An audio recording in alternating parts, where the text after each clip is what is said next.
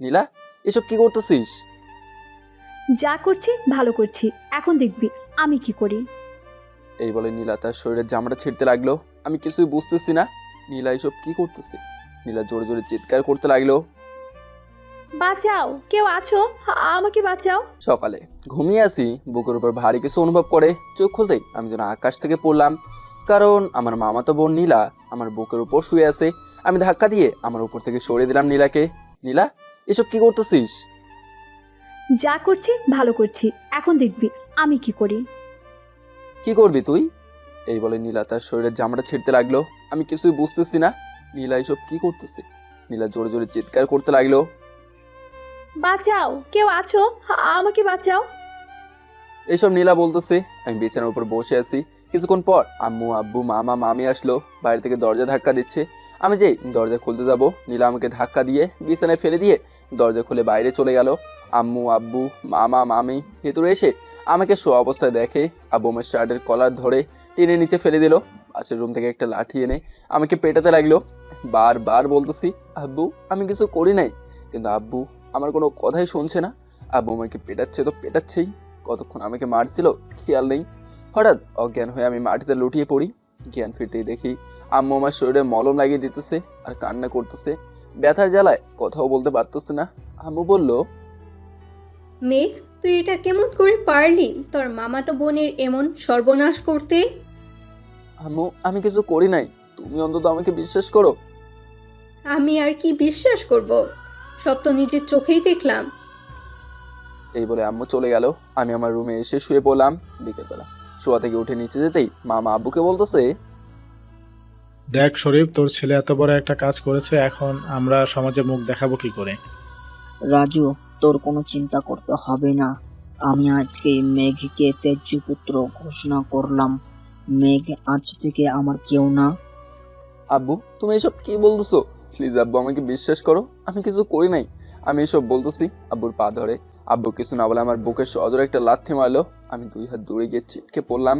আব্বু বলল, তোর মতো নির্লজ্জ মিথ্যাবাদী ছেলে যদি আগে জানতাম হবি তুই, তাহলে তোকে কবেই গলা টিপে মেরে ফেলতাম। আব্বুর এই কথা শুনে আমি আর ঠিক থাকতে পারলাম না। চোখ দিয়ে জল গড়িয়ে পড়তেছে। আমি উঠে উপরে চলে আসলাম। উপরে এসে 2টা চিঠি লিখলাম, একটা আব্বুর নামে আর একটা আমার মামাতো বোনের নামে। চিঠি লিখে সন্ধ্যায় বেরিয়ে পড়লাম বাড়ি থেকে। যে বাড়িতে আমার কোনো সম্মান নেই, সেই বাড়িতে আমি থেকে কি করব? আমি হেঁটে হেঁটে চলে আসলাম স্টেশনে। টিকিট কাউন্টারকে জিজ্ঞেস করলাম, ভাইয়া এখন কি কোনো জায়গায় যাওয়ার ট্রেন আছে? হুম, ভাই আছে। একটা হচ্ছে ঢাকা আর একটা হচ্ছে চট্টগ্রাম। আপনি কোথায় যাবেন? আমাকে একটা ঢাকার টিকিট দেন। আমি টিকিট নিয়ে বেঞ্চে বসে আছি। আমার হাতে একটা ল্যাপটপ আর 2টা ফোন। এগুলো নিয়ে আসার কারণ হচ্ছে এগুলো আমার ইনকামে কিনেছি। কিছুক্ষণ পর ট্রেন আসলো। আমি ট্রেনে উঠে পড়লাম। ট্রেনে উঠে ট্রেন চললো তার আপন গতিতে। কখন যে ঘুমিয়ে পড়ছি খেয়াল নেই। সকালে কারো ডাকে ঘুম ভাঙলো। আমি তাকে দেখি একজন বৃদ্ধ লোক আমাকে ডাকতেছে। বাবা, ঢাকা তো চলে এসেছি, নামবে না? চাচা নামবো। চাচা চলে গেল। আমি ট্রেন থেকে নেমে প্ল্যাটফর্মের বাইরে চলে আসলাম। বাইরে এসে দেখি এখানে সবাই সবার মতো ব্যস্ত। আমি কোথায় যাব ভাবছি। হঠাৎ এমন সময় তাকে দেখি কিছু লোক একটা লোককে মারছে। আমি পাশে থাকা ভাইটাকে জিজ্ঞেস করলাম, ভাই ওনাকে ওই লোকটা মারছে কেন? ভাই এখানে প্রতিদিন এমন হয়, যারা ওই লোকটাকে মারছে তারা হচ্ছে এই শহরের টপ মাফিয়া কিংয়ের লোক। যদি এখন আমরা সাহায্য করতে যাই তাহলে নির্ঘাত আমাদের মৃত্যু হবে। আমি দাঁড়িয়ে থাকতে পারলাম না। দৌড়ে গিয়ে একটা লোককে ধাক্কা দিয়ে যে লোকটাকে মারছিল ওনাকে বাঁচাতে লাগলাম, কিন্তু তাদের সাথে পেরে উঠলাম না। আমি এগিয়ে যেতে আরও 2জন এগিয়ে আসলো। আমি লোকটাকে নিয়ে চলে আসলাম একটা বাসের ভেতরে। চাচা আপনি কিছু হয় নাই তো? না, আমার কিছু হয় নাই, কিন্তু বাবা, আপনি আমাকে বাঁচালেন কেন? চাচা আমি খুন করে এসব দেখতে পাই না, আর শুনেছি ওরা নাকি একটা গ্যাংয়ের হয়ে কাজ করে।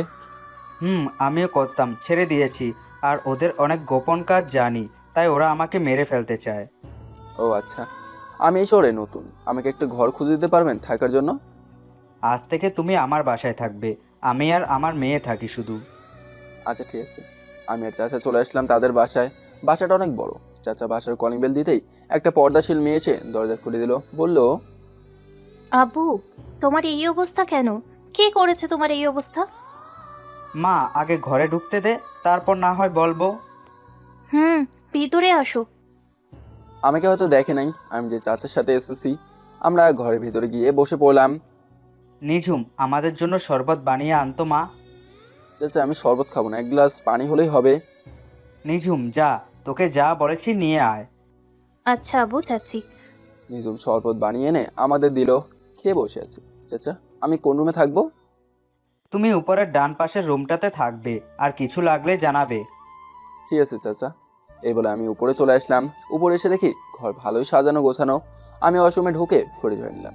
ফ্রিজ হয়ে ল্যাপটপটা চালু করলাম আর সিম কার্ডটা খুলে রেখে দিলাম যাতে কেউ ফোন না দিতে পারে। ল্যাপটপে কিছু কাজ করতে লাগলাম।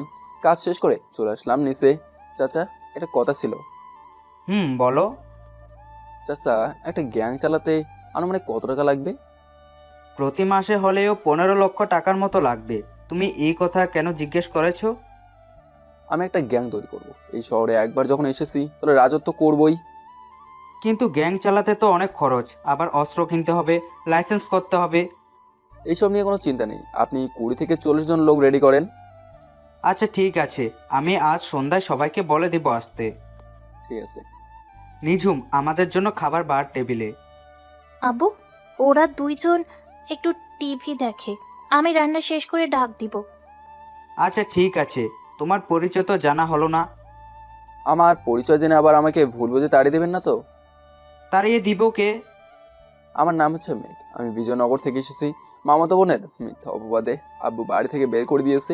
আমি চাচাকে সব খুলে বললাম।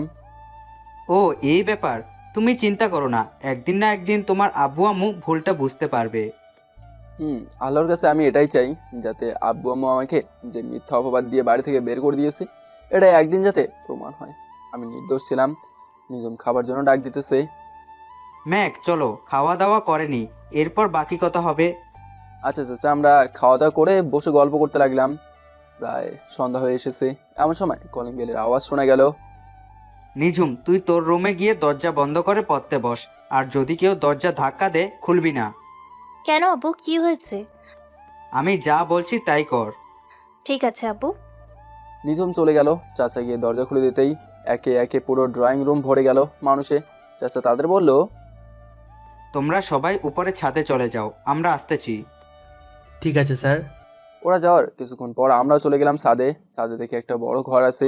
ওই ঘরে সবাই ঢুকে বসে রয়েছে। চাচা তাদের উদ্দেশ্য করে বলল, আমি মাফিয়া কিং গ্রুপ ছেড়ে দিয়েছি, কারণ তো তোমরা ভালো করেই জানো। এখন আমি চাইতেছি আজ থেকে তোমরা এই ছেলের হয়ে কাজ করবে। কিন্তু স্যার এই ছেলে কি পারবে আপনার মতো করে টিমটাকে সাজাতে? কেন পারবে না, আমি তো আছি তার সাথে। ঠিক আছে স্যার, আমরা আপনার সাথে আছি। আমি যেভাবে বলবো ওইভাবে চলতে। আর এইখানে হ্যাকিং করতে পারো এমন কেউ আছে? জি বস আছে। সবুজ সামনে আসো। বস, আমি হ্যাকিং করতে পারি। চাচা আপনার কি কোনো জায়গা আছে যেখানে আমরা সবাই থাকতে পারবো? আছে, কিন্তু ওইটা এখন ভাড়া দেওয়া। ও আচ্ছা, আপনি গিয়ে তাদের বলে আসেন যাতে বাড়িটা ছেড়ে দেয়। আচ্ছা ঠিক আছে। সবাই আগের গ্রুপের সিমগুলো খুলে আমাকে দাও। এই নেন বস, আগের গ্রুপের সব সেম। কাল আমি তোমাদের জন্য নতুন সিম নিয়ে আসবো। কাল থেকে শুরু হবে আমাদের মিশন। আমাদের গ্যাংয়ের নাম রেড গ্যাং। আর নিলয়, তুমি হচ্ছে আমার ডান হাত, সবসময় আমার সাথে থাকবে। আর আমাদের গ্যাংয়ের সাথে কেউ যদি বিশ্বাসঘাতকতা করে তাহলে তার পরিণাম খুব খারাপ হবে বলে রাখলাম। এখন সবাই যেতে পারো। সবাই চলে গেল। আমি আর চাচা বসে আছি। চাচা কোন দিক দিয়ে আগে শুরু করব? আমি যে গ্যাংটার হয়ে কাজ করতাম ওই গ্যাংটাকে ধ্বংস করতে হবে আগে। ওর ডান হাত হচ্ছে তার বন্ধু সুমন। আচ্ছা ঠিক আছে, আর কিছু বলতে হবে না, কাজ হয়ে যাবে। এই বলে আমরা নিচে এসে টিভি দেখতে লাগলাম। একটু পর নিজম আসলো, বলল, আব্বু, রাতে কি খাবে? তুই যা রান্না করতে পারিস তাই কর। আচ্ছা ঠিক আছে, আজ তাহলে গরুর মাংস আর পোলাও রান্না করি। তাই কর। চাচা আপনাকে আর আপনার মেয়েকে তো দেখলাম, কিন্তু চাচিকে তো দেখলাম না। চাচি কোথায়? তোমার চাচি নিঝুমকে জন্ম দেওয়ার সময় মারা গেছে। খুব কষ্ট করে নিঝুমকে বড় করেছি। ও সরি চাচা, আমি বুঝতে পারিনি। আচ্ছা সমস্যা নাই, আমি চাচ্ছিলাম নিঝুমের মায়ের সামনের মাসের 25 তারিখে মৃত্যুবার্ষিকী উপলক্ষে যদি কিছু এতিম ছেলে আর মাদ্রাসার ছাত্র এনে খাওয়াতাম। তুমি কি বলো? ভালোই হবে আঙ্কেল। নিজম আপু কি আমার বড় হবে নাকি ছোট? নিঝুম তোমার ছোট, মাদ্রাসায় পড়ে, এবার কোরআনে হাফেজ হয়েছে। আলহামদুলিল্লাহ, ভালো তো। আগামী বছর থেকে সে নাকি একটা মাদ্রাসা খুলবে আর গরিব ছেলেদের পড়াবে বিনা টাকায়। আচ্ছা চাচা, যদি কিছু মনে না করেন আমি কি নিজমের সাথে কথা বলতে পারি? কথা বলতে পারো, সমস্যা নাই, কিন্তু ওর কখনো মুখ দেখা বা ওর রুমে যেতে পারবে না বিনা অনুমতিতে। ঠিক আছে চাচা। আমরা গল্প করতে করতে রাত প্রায় 10টা বেজে গেছে। আমরা খাওয়া দাওয়া করে টিভি দেখতেছি। আমার সময় নিজম এসে বললো, আব্বু, এখন আমি টিভি দেখবো, তোমরা যাও গিয়ে ঘুমাও, সকাল হলে আবার উঠতে পারো না। আর একটু দেখবো, এই খেলাটা শেষ হলেই চলে যাব। আচ্ছা ঠিক আছে। চাচা আমি তাহলে গিয়ে ঘুমিয়ে পড়ি, খুব ঘুম পাচ্ছে। আচ্ছা যাও।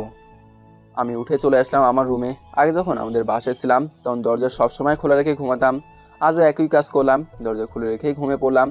সকালে চাচার ডাকে ঘুম ভাঙলো। মেঘ ওঠো, ফজরের আজান হয়েছে, নামাজ পড়বে। চাচা আপনি জান আমি আসতেছি ফ্রেশ হয়ে। আমি ড্রয়িং রুমে তোমার জন্য অপেক্ষা করতেছি, তাড়াতাড়ি আসবে। ঠিক আছে।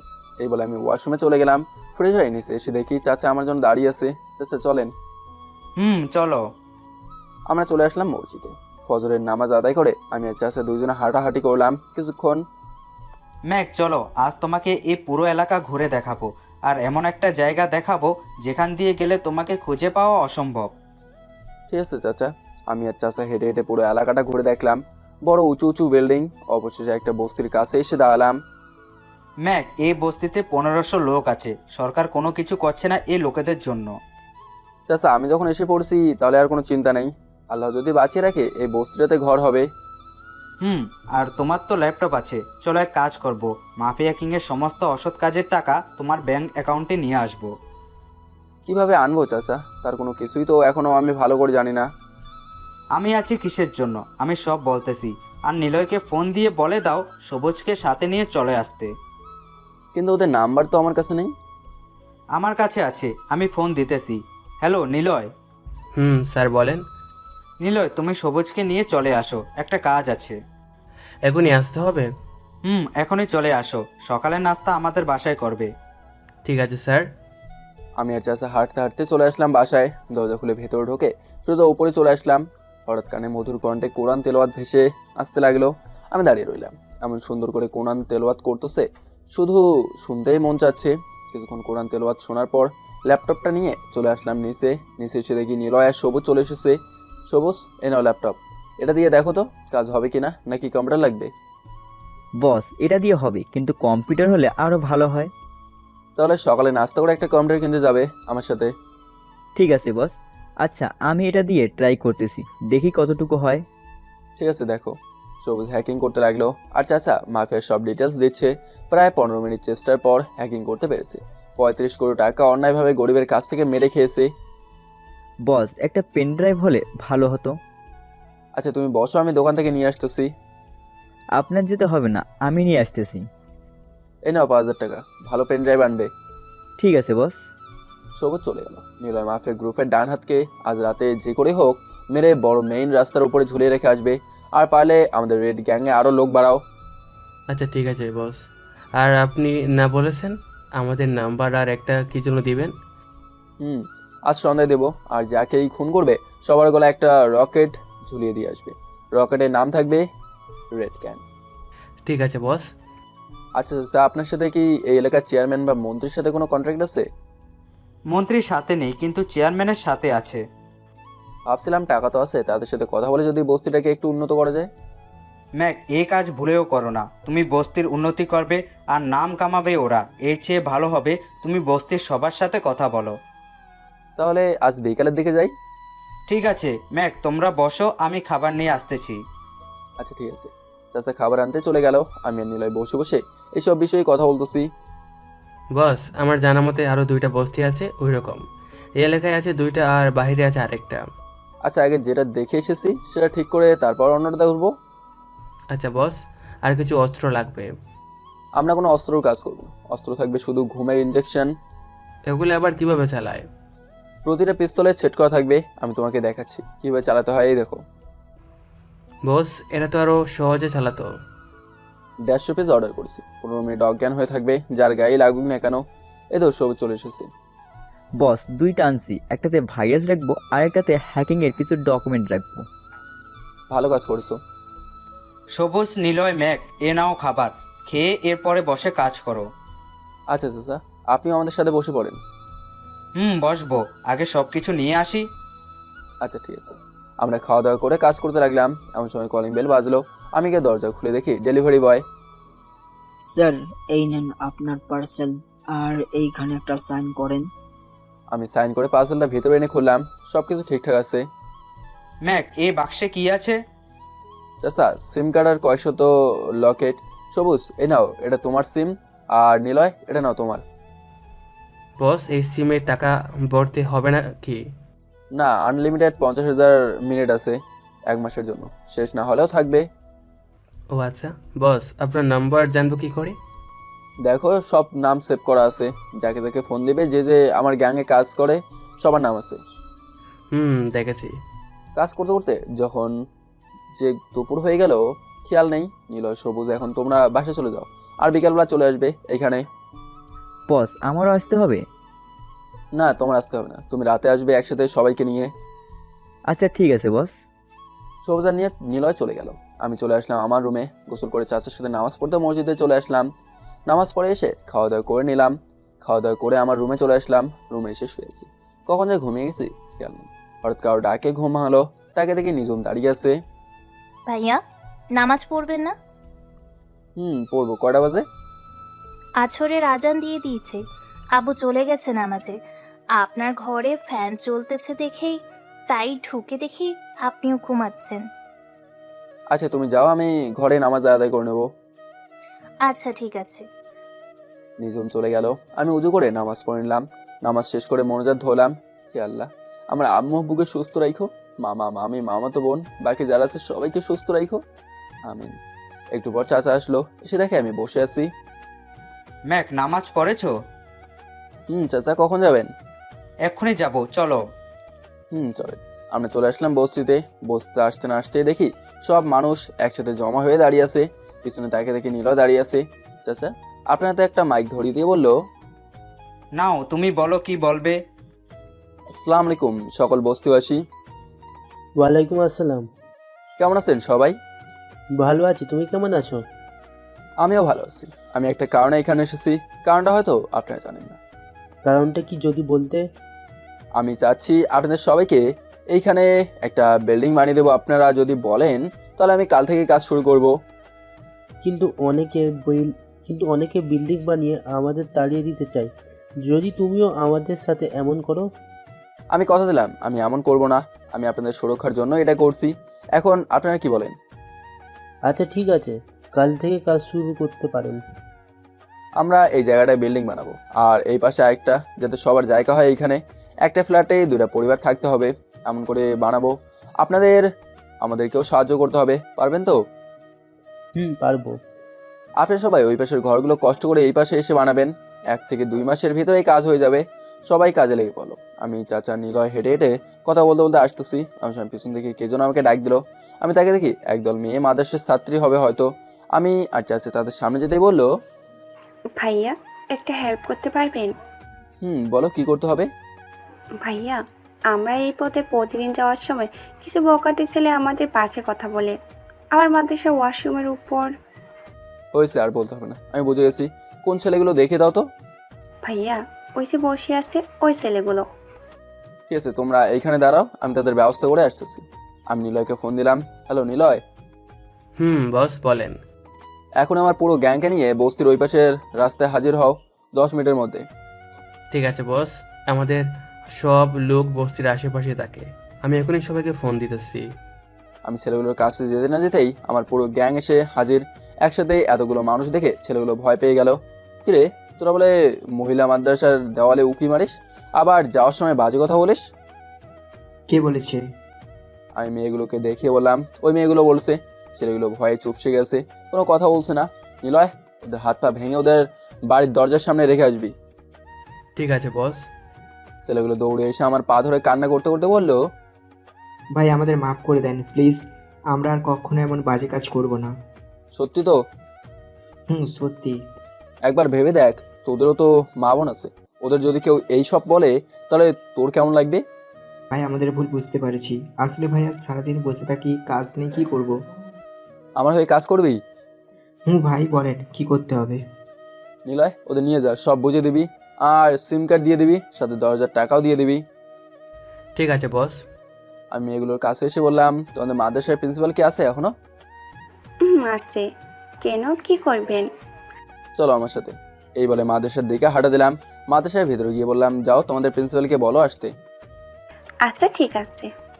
একটু পর প্রিন্সিপাল আসলো। আসসালামু আলাইকুম আপু। ওয়ালাইকুম সালাম। আপনি কে? আমি হচ্ছে একজন সাধারণ নাগরিক। আপনি তো এই মাদ্রাসা দিয়েছেন, মাদ্রাসার মেয়েদের কোনো খেয়াল রাখেন? কেন, কি হয়েছে?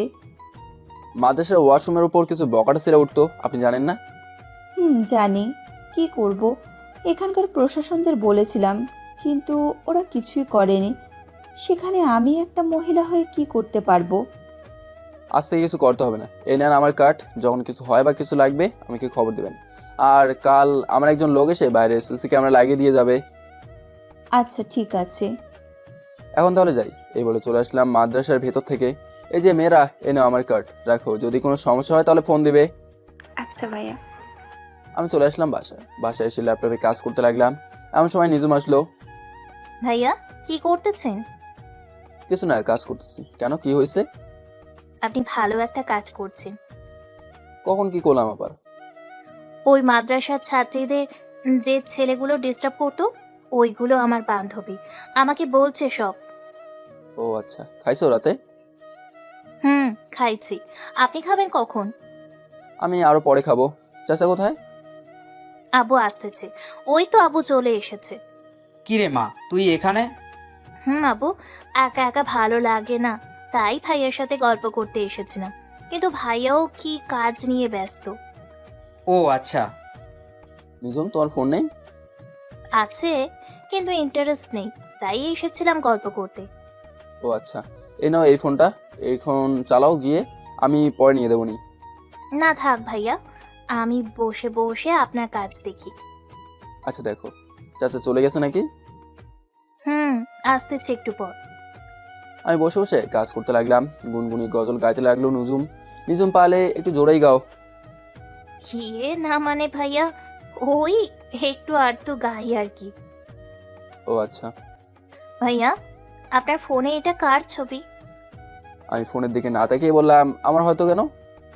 কিন্তু এটা তো কোনো দিক দিয়েই তুমি না, এটা একটা মেয়ের ছবি। আমি তাকে দেখি নীলার ছবি। নিজুম, তোমাকে বলেছিলাম না যে আমাকে একটা মেয়ে বাজেভাবে ফাঁসিয়েছে? এটাই সেই মেয়ে, তাই না? এই ফোনটা ওর কাছে ছিল, কিছুদিন পরে আমি নিয়ে এসেছি। পিকটা কেটে দাও। আমি আগেই কেটে দিয়েছি। ভালো করেছো। আমি কাজ করতে লাগলাম আর নিজুমের সাথে টুকটাক কথা বলতে লাগলাম। কাজ শেষ করে দেখি নিজুম কি যেন মনোযোগ দিয়ে পড়তেছে। নিজুম, কি পড়তেছো? ভাইয়া তুমি গল্প লেখো? আমি গল্প লিখি। কেন, কি হয়েছে? এত সুন্দর করে সাজিয়ে গল্প লিখতে পারো? পারি। আচ্ছা নিচে চলো। চলো। আমরা দুজন নিচে চলে আসলাম। নিচে এসে খাওয়া দাওয়া করে চাচার সাথে কিছু কথা বলে আমি আমার রুমে চলে আসলাম। রুমে এসে এফবিতে ঢুকতে একটা আইডি থেকে রিকোয়েস্ট আসলো। আমি অ্যাকসেপ্ট করলাম। অ্যাকসেপ্ট করে ফোনে কোরআন তেলাওয়াত লাগিয়ে ঘুমিয়ে পড়লাম। সকালে চাচার ডাকে ঘুম ভাঙলো। আমি আর চাচা নামাজ পড়ে চলে আসলাম বস্তিতে। বস্তিতে এসে দেখি যাদের কাজের কথা বলেছিলাম তারা এসে পড়ছে আর গাড়ি করে ইট এনে দিয়ে যাচ্ছে। আমি যেতেই বস্তিবাসী এসে বলল, তুমি আমাদের রবে, তোমার পাশে সবসময় আমরা আছি। এবার তোমাকে এই ৫ ভর্তি এলাকার মন্ত্রী বানাবো আমরা। আমি আপনাদের রব না, রব হচ্ছে একজন, সে হচ্ছেন আল্লাহ। আর একজন মানুষকে আল্লাহর সাথে তুলনা দিতে হয় না। আমি আপনাদের বিপদে আপদে সবসময় আছি।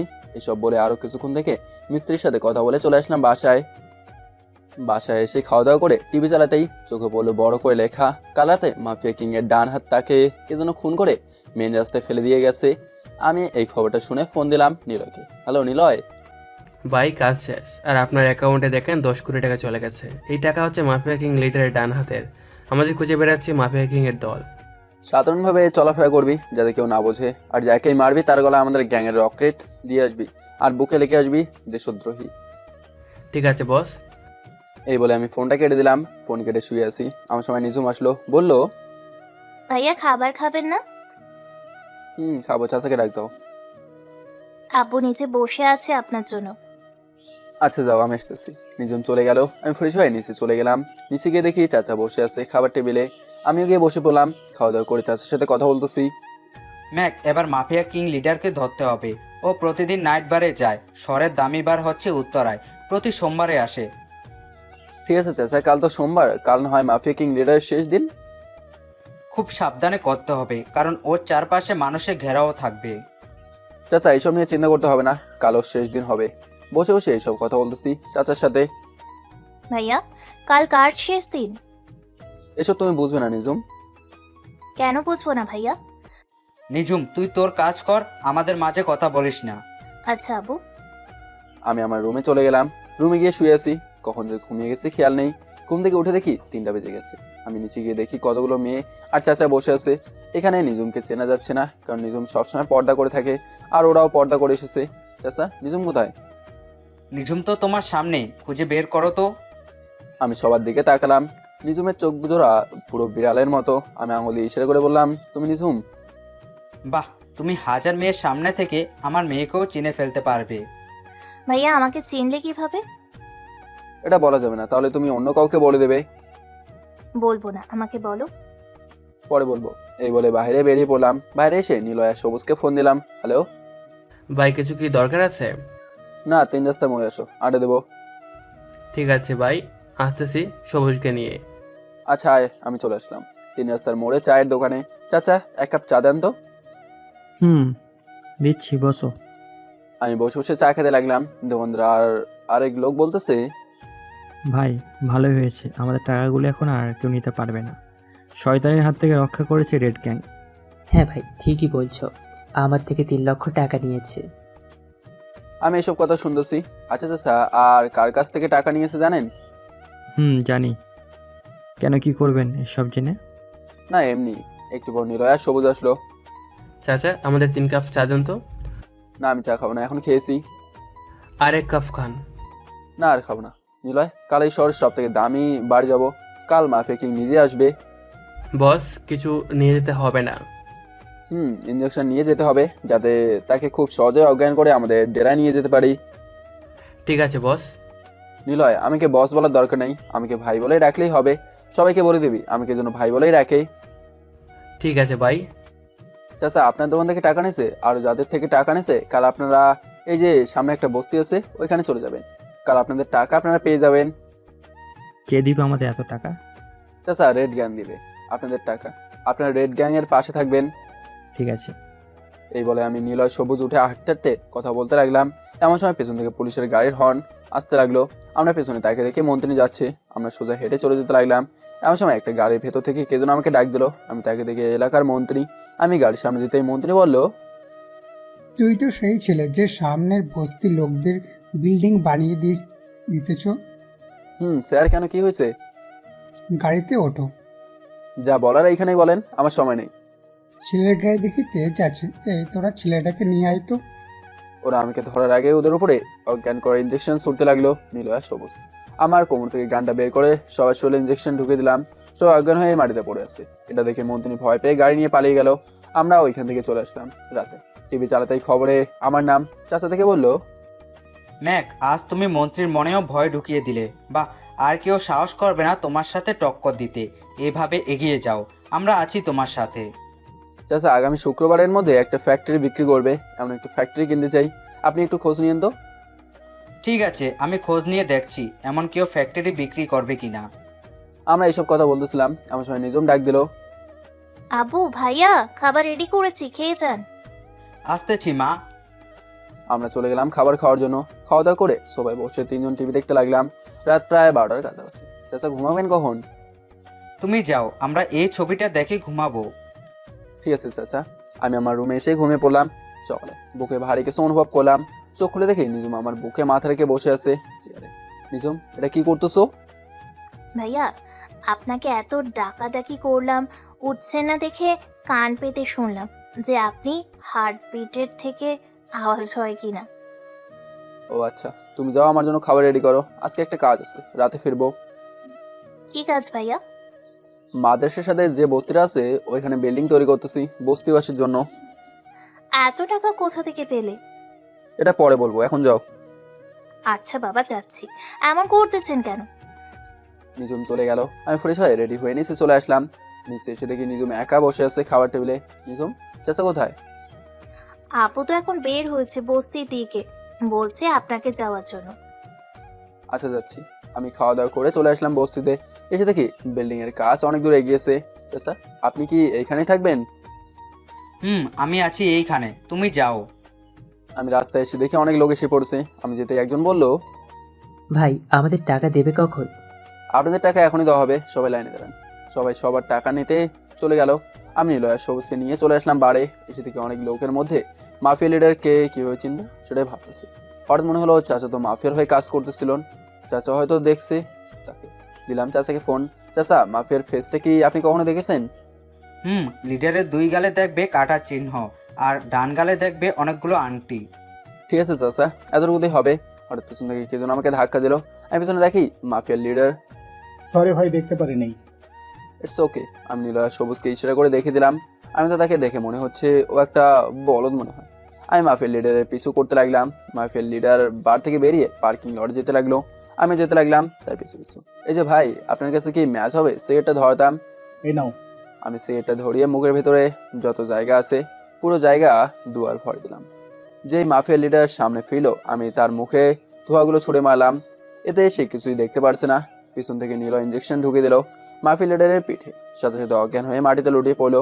নীল আর সবুজ মাফিয়া লিডারকে ধরে গাড়িতে উঠালো। আমি উঠে পড়লাম গাড়িতে। যেতে যেতে মাফিয়া লিডারের হাত বেঁধে ফেললাম, কারণ আমাদের ডেরায় যেতে 30 মিনিটের মতো সময় লাগবে। অর্ধেক রাস্তা আসতেই লিডারের জ্ঞান ফিরলো। আমাকে দেখে বললো, কিরে তুই কে আর আমাকে এইভাবে বেঁধে রেখেছিস কেন? আমার পরিচয় জানলে তুই এখন এইখানে মুতে দিবি। আগে দেখ তুই বাঁচতে পারিস কিনা।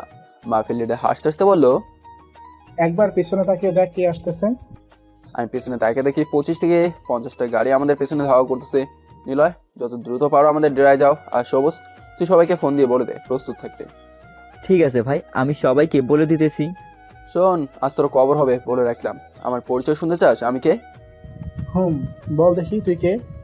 আমি হচ্ছে রেড গ্যাংয়ের লিডার। তোর ডান হাতকে আমি গত রাতে খুন করে মেইন রাস্তায় ফেলে দিয়ে আসছি। ও, তুই তাহলে সেই রেড গ্যাংয়ের লিডার। আজ তোর একদিন আর আমার ততদিন লাগে। আমার একদিন হলেই হবে। এই বলে মাফিয়া লিডারের মুখে দিলাম দূরে খুশি। নাক ফেটে রক্ত পড়তেছে। ততক্ষণে আমরা চলে আসলাম আমাদের ডেরায়। ডেরায় আসতে আমার লোকগুলো খুশি মারতেছে। মাফিয়ার লোকেরা আমাদের সাথে না পেরে যে যেদিকে পারে ওইদিকে দৌড়াতে লাগলো। কিন্তু আমার লোকেরা মাফিয়ার সব লোকদের গুলি করে অজ্ঞান বানিয়ে দিয়েছে। আমরা সবাই ধরাধরি করে মাফিয়ার সব লোকদের নিয়ে আসলাম আমাদের ডেরায়। সবাইকে বেঁধে রাখলাম। প্রায় 10 মিনিট পর তাদের জ্ঞান ফিরতেই তারা চেঁচামেচি করতে লাগলো, কিন্তু তাদের আওয়াজ মাটির নিচ থেকে উপরে যাচ্ছে না। মাফিয়ার লিডারকে বললাম, দেখলি আমার একদিন যথেষ্ট, বেশি দিন লাগে না তোর মতো। এখনো তো আমার কাজ শেষ হয় নাই। আমি যতক্ষণ পর্যন্ত বেঁচে আছি ততক্ষণ তোর উপর হামলা হতেই থাকবে। আচ্ছা দেখা যাবে। এ বলে মাফিয়া লিডারের পায়ে দিলাম তার কাটা ঢুকে। মাফিয়া লিডার চিৎকার করতে লাগলো আর বলল, রেড গ্যাং এখনো তোর হাতে সময় আছে, আমাকে ছেড়ে দে, না হলে কি করবি তুই? এ বলে মরিচের ফাঁকি দিলাম পায়ে লাগিয়ে। মাফিয়া লিডার নাড়াচাড়া করতে পারছে না। রেড গ্যাং প্লিজ আমাকে ছেড়ে দে, আমি এই দেশ ছেড়ে চলে যাব অনেক দূরে। তোর যত ব্যাংক অ্যাকাউন্ট আছে নাম্বারের পাসওয়ার্ড দে। আমার কাছে একটা টাকাও নেই, সব টাকা হ্যাক করে কে যেন নিয়ে গেছে। তোর যত টাকা আছে সব নিয়ে গেছি। আমি জানি তোর আরো অ্যাকাউন্ট আছে। আমার আর কোনো অ্যাকাউন্ট নেই। আমি গুঁড়া মরুজ আবার মাফিয়া লিডারের পায়ে মাখিয়ে দিলাম। মাফিয়া লিডার আস্তে আস্তে সব বলতে লাগলো। ভাই ওদের কি করব? ওদের সাথে আমি কথা বলতেছি, তুই এর ব্যবস্থা কর। ঠিক আছে ভাই। আমি মাফিয়ার লোকদের কাছে চলে আসলাম। বললাম, কিরে তোরা কি তোদের লিডারের মতো অবস্থা করো, নাকি তোরা পাল্টে আমার গ্যাংয়ে জয়েন করবি? ভাই আমরা তো পেটের দায়ে আমাদের লিডারের সাথে থাকি, কিন্তু আর থাকবো না। আমরা আপনার হয়ে কাজ করতে চাই। আচ্ছা ঠিক আছে। আর শোন, যদি আমার গ্যাংয়ের সাথে কখনো বিশ্বাসঘাতকতা করিস তাহলে এই কুত্তার বাচ্চার মতো তার অবস্থা হবে এর চেয়ে ভয়াবহ। নিলয়, ওদের ছেড়ে দাও। আর তোমরা সবাই সবার বাসায় যাও, কাল আবার এই জায়গায় আসবে। ভাই ওরে কি করব? এই কুত্তার বাচ্চাটাকে মেরে আমার গ্যাংয়ের রকেট বুকে ঝুলিয়ে দিবি আর বুকে লিখে দিবি, আজ থেকে মাফিয়ার যত লিডার হচ্ছে রেড গ্যাং, আর ওকে মেরে মেইন রাস্তায় ফেলে দিয়ে আসবি। ঠিক আছে ভাই। এই বলে চলে আসলাম বাসায়। বাসায় এসে ফ্রেশ হয়ে খাওয়া দাওয়া করে নিলাম। এমন সময় নিজুম আসলো। বললো, ভাইয়া আপনি না বলছেন রাতে আসবেন? কাজ শেষ তাই চলে এসেছি। চাচা কোথায়? আব্বু তো একটু আগে আবার বেরিয়ে গেছে। ও আচ্ছা, খাবার রান্না করছো? চলেন নিচে। চলো। আমরা দুজন চলে আসলাম নিচে। নিচে এসে দেখি চাচা বসে বসে টিভি দেখতেছে। চাচা, আপনি বলে বাইরে গিয়েছিলেন? মাত্র আসলাম। খাওয়া দাওয়া করছেন? তুমি খাওয়া দাওয়া করে আসো, পরে গল্প করব। ঠিক আছে। এই বলে চলে আসলাম খাবার টেবিলে। নিজুম খাবার বেড়ে দিতে লাগলো। আমি খাওয়া দাওয়া করে চাচার সাথে গিয়ে বসলাম। চাচা বলল, ম্যাক, দুইটা কোম্পানি বিক্রি করবে, এখন কি দুইটাই কিনবো নাকি একটা? চাচা দুইটাই কিনবো, আপনি ওদের সাথে কথা বলেন আর কাল বলবেন সব কাগজপত্র নিয়ে আসতে। ঠিক আছে, আমি বলে দিব, কাল সব কাগজপত্র নিয়ে চলে আসবে ওরা। আমি চাচার সাথে কিছুক্ষণ গল্প করে চলে আসলাম রুমে। শুয়ে শুয়ে ফোন টিপতেছি, কখন যে ঘুমিয়ে গেছি খেয়াল নেই। রাতে নিজুমের ডাকে ঘুম হলো। ভাইয়া উঠো, রাত হয়েছে অনেক, খাবে না? আমি উঠে দেখি নিজুম বসে আছে। নিজুম, কটা বাজে? রাত 11টা বাজে, খাবেন কখন? তুমি যাও, আমি ফ্রেশ হয়ে আসতেছি। ঠিক আছে। আমি ফ্রেশ হয়ে চলে আসলাম নিচে এসে দেখি চাচা টিভি দেখতেছে, খাওয়া দাওয়া করে বসে আছে। চাচা, আমি রুমে চলে যাই, আজ ঘুম পাচ্ছে অনেক। আচ্ছা, তুমি যাও। আমি আমার রুমে এসে বসে আছি। আমার কথা অনেক মনে পড়তেছে। আমার পুরনো সিমটা ফোনে ঢোকাতেই হাজার হাজার মেসেজ, কল আর অনেক কিছু আসতে লাগলো। আমি তাকে দেখি সব থেকে বেশি আম্মুর ফোন কল। আমি আম্মুকে আবার নতুন সিম দিয়ে ফোন দিলাম। আম্মু রিসিভ করে হ্যালো বলতেছে। না আমি কি বলবো, কোনো ভাষাই খুঁজে পাচ্ছি না। আজ 3 মাস পর আম্মুর গলার স্বর শুনলাম। আবার গেলে বসে আম্মুকে ডাক দিয়েই দিলাম। মেঘ, তুই কেমন আছিস বাবা? আম্মু, আমি ভালো আছি, তোমরা কেমন আছো? আমরাও ভালো আছি। প্লিজ বাবা, ফিরে আয় আবার আমার কোলে। আম্মু, যতদিন পর্যন্ত সত্যি কথা না বের হবে ততদিন আমি কারোর সামনে যাব না। এই বলে আমি ফোন কেটে দিলাম। চোখ বন্ধ করে শুয়ে আছি। হঠাৎ করে নরম হাতের ছোঁয়া চোখ খুলে দেখি নিজুম বসে আছে। নিজুম, তুমি এত রাতে? কি হয়েছে আপনার? আজকে চলে আসলেন কেন? ভালো লাগছে না তাই চলে আসছি। যাও তুমি তোমার রুমে পড়ে, চাচা না হয় আমার উপর রাগ করবে। আমি আব্বুকে বলেই এসেছি, কিছু হবে না। ও আচ্ছা। আমি চোখ বন্ধ করে শুয়ে আছি। নিজুম বলল, আপনি চোখ বন্ধ করে থাকেন, আমি আপনার মাথায় হাত বুলিয়ে দিতেছি। আচ্ছা ঠিক আছে। নিজুম আমার মাথায় হাত বুলিয়ে দিতে লাগলো। কখন যে ঘুমিয়ে গেছি খেয়াল নেই। সকালে চাচার ডাকে ঘুম ভাঙলো। ম্যাক, ওঠো, নামাজ পড়তে যাবে না? যাবো চাচা, আপনি বসেন, আমি ফ্রেশ হয়ে আসতেছি। আচ্ছা ঠিক আছে, যাও। আমি ফ্রেশ হয়ে চাচার সাথে নামাজ পড়তে লাগলাম। নামাজ পড়ে বস্তিতে আসার পর একজন লোক আরেকজন লোককে বলতে লাগলো, ভাই জানেন, রেড গ্যাং আসার পর থেকে এই এলাকা আগের থেকে অনেক পাল্টে গেছে, সন্ত্রাস মুক্ত হয়েছে।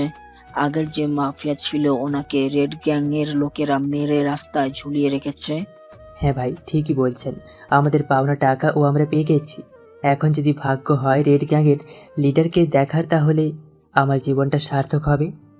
দেখেছো ম্যাক, তুমি এই 3-4 মাসে পুরো এলাকাটাই বদলে দিয়েছো। চাচা, বসতে অনেক কাজ শেষ হয়ে গেছে। 15 তলা বিল্ডিং হয়েছে, 4টা 1200 জনের জায়গা রয়েছে, আরো 300 জনের জন্য ছোট একটা বিল্ডিং বানিয়ে দিলাম। সবাই খুশি। এইভাবে কেটে গেল আরো একটা বছর। এই একটা বছরে পুরো এলাকার মানুষের মুখে মুখে শুধু রেড গ্যাং এর নাম। আজ শহরে টপ বিজনেসম্যান। সকালে বসে চা খাচ্ছি সবসময়। এমন সময় চাচা আসলো, বলল, ম্যাক, তোমার সাথে কিছু কথা ছিল। জি চাচা, বলেন। আমি জানি ম্যাক, তুমি নিজুমকে পছন্দ করো আর নিজুমও তোমাকে পছন্দ করে। আমি চাচ্ছিলাম নিজুমের সাথে তোমার বিয়েটা দিয়ে দিতে। চাচা, আমি এখন বিয়ে করতে চাই না, আরো কয়েকটা বছর যাক, এরপর বিয়ে করব। আচ্ছা ঠিক আছে, কথা দাও নিজুমকে সুখে রাখবে। চাচা, আমি নিজুমকে এখন যেমন রাখি বিয়ের পরও তেমনই রাখবো, কষ্ট দেবো না কখনো। আচ্ছা চাচা, একটু পর কথা বলতেছি, একটা ফোন এসেছে। হ্যাঁ স্যার। মেঘ সাহেব, আপনার অফিসের সব কিছুই ভালো, আমার খুব ভালো লেগেছে। 45 লক্ষ টাকার কাপড় কিনতে চাই। আচ্ছা ঠিক আছে, কাল আপনি আমার অফিসে চলে আসেন, ওইখানেই সব কথা হবে। ঠিক আছে। আমি ফোনটা রেখে দিলাম। এমন সময় একটা অচেনা নাম্বার থেকে ফোন আসলো। আমি রিসিভ করতে ওই পাশ থেকে মেয়ে কণ্ঠে বলে উঠলো, মেঘ ভাইয়া।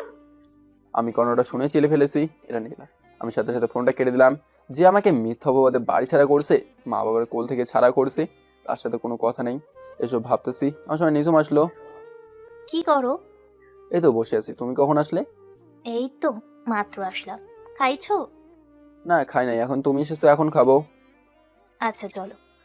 আমরা চলে আসলাম নিচে, খাওয়া দাওয়া করে বসে আছি। নিজুম আমার মাথায় হাত বুলিয়ে দিচ্ছে, আমি টিভি দেখতেছি। আমার সময় চাচা আসলো উপর থেকে। নিজুম আমার মাথা থেকে হাত সরিয়ে নিল। নিঝুম, আমি একটু বাজার থেকে আসতেছি। ঠিক আছে আপু। চাচা চলে গেল। নিজুম আবার আমার মাথায় হাত বুলিয়ে দিতে লাগলো। নিজুম, বিয়ের আগে কি আমি তোমার মুখ দেখতে পারবো না? না, বিয়ের আগে আমার মুখ দেখতে পারবে না। আচ্ছা ঠিক আছে, ভালো করে চুলগুলো টেনে দাও। আচ্ছা ঠিক আছে।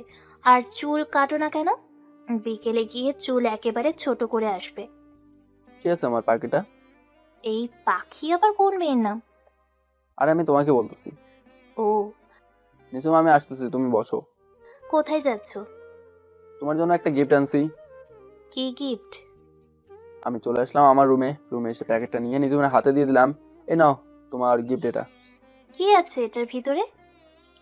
খুলেই দেখো কি আছে। নিঝুম প্যাকেট খুলে আমার দিকে তাকিয়ে আছে, কারণ প্যাকেটের ভেতর দুটো কালো বোরকা আর হিজাব আছে। তোমাকে বলছে কে এইসব আনতে? কেন, ভালো না বোরকাগুলো? ভালো, কিন্তু আমার তো আরো 6টা বোরখা আছে। আচ্ছা তো কি হয়েছে, এগুলোও পরবা? ঠিক আছে, একটা কথা রাখার। বলো। আমি যে মাদ্রাসা চালাই, ওই মাদ্রাসায় 300 পিস বোরখা কিনে দিতে পারবা? পারবো, কিন্তু সাইজ তো আমি জানি না কার কেমন। কবে কিনতে যাবা? তুমি যখন বলবা তখনই যাব। কাল সন্ধ্যায় যাব। ঠিক আছে। আমরা দুজন বসে বসে টিভি দেখতে লাগলাম। একটু পর চাচা আসলো, বললো, ম্যাক, তোমার সাথে একজন দেখা করতে এসেছে। কে চাচা? ভিতরে আসুন। ভেতরে আসতে দেখি আমার আম্মু দাঁড়িয়ে আছে। আমি আম্মুর কাছে গিয়ে বললাম, আম্মু তুমি এখানে কেন?